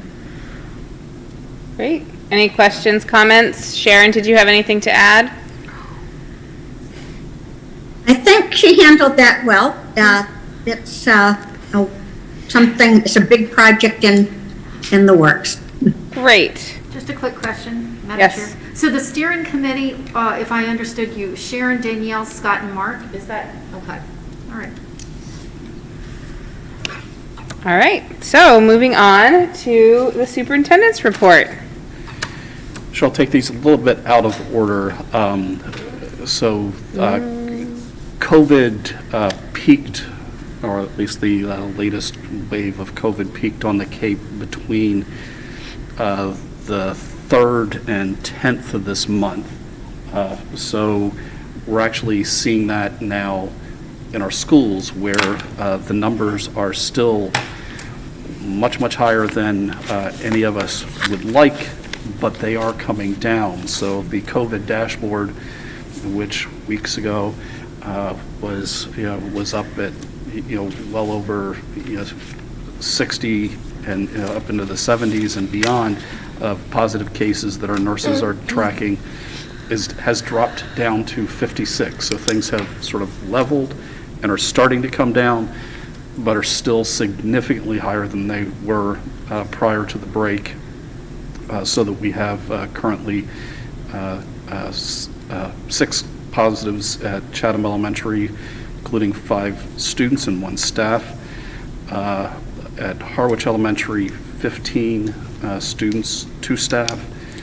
At the high school, at the middle school, 18 students, and the high school, 15 students. We had for our pool testing this week, it was a bit of a challenge because of the Monday holiday and the requirement that the lab has had that we reduce the samples to only 3 swabs in a pool. So the lab was just slammed with everybody that would have tested on Monday and everybody that tested on Tuesday got hit. So it took a while longer for the results to come back in, but we've also seen the number of positive pools has dropped down from from upwards of 30 to now dropped down to 22. Still much higher than you want to see, but we're heading in the right direction. We are seeing, and I think the thing that's concerning is we are seeing some clusters, within schools or within teams. So we had a classroom at Chatham Elementary School a week ago when the pool samples came back that there were multiple pools of 3 swabs that had positives in, and COVID went through at least that classroom group pretty aggressively. And at the moment we have one of our sports teams, our boys hockey team, has a number of individuals with COVID. So we have temporarily sort of suspended hockey and have had to move some games back to have that sort of outbreak calmed down. Just in terms of other things, since we last met, we had a really sad and tragic loss of 2 individuals. We had a recent graduate passed away who graduated with Tina's daughter and my son in 2020, and we most recently lost a 15-year-old high school student. And my heart goes out to both families. As a parent, it breaks my heart to hear this. But you could also imagine that these youngsters have both of them have siblings in our system, and the impact that has had on the siblings, their friends, individuals that have known the family. So we put in place, or we have a crisis plan that we draw upon, and brought together our crisis team. And I'll give Melissa McGuire and Jen Police and the counseling staff just a lot of credit for supporting so many students and staff in the last 2 weeks. This has been sort of a challenging, drawn-out time. Last night, we brought together the district-wide crisis team to process the losses and how they were handled, and I could not be prouder to work with the staff here, and I think they just did an outstanding job, and it's still ongoing. But we were processing that. We also had that meeting on the calendar because we intended to do a little debriefing tabletop exercise of a school shooting tragedy that had happened in November out of state, and we wanted to look at aspects of that tragedy and say, okay, what can we learn and potentially put in place in our district, and talked about different things in terms of threat assessments, and how are we making sure that information about students is well documented and moves between the buildings as the students go from elementary to middle to high school. So I'll stop there, but it's been a sad couple weeks, and I do wish the families, my heart goes out to them, and I'll stop there.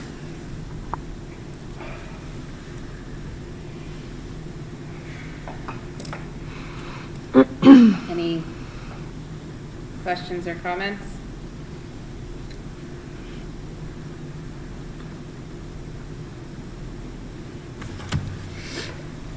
Okay, so we just have one final item, our second reading of policy file EBCFA, face covering. Madam Chair, Yeah. move to approve face coverings policy file EBCFA. Do I have a second? Second. And a roll call vote. Ms. Stout? Aye. Ms. Rogers? Aye. Ms. Colley?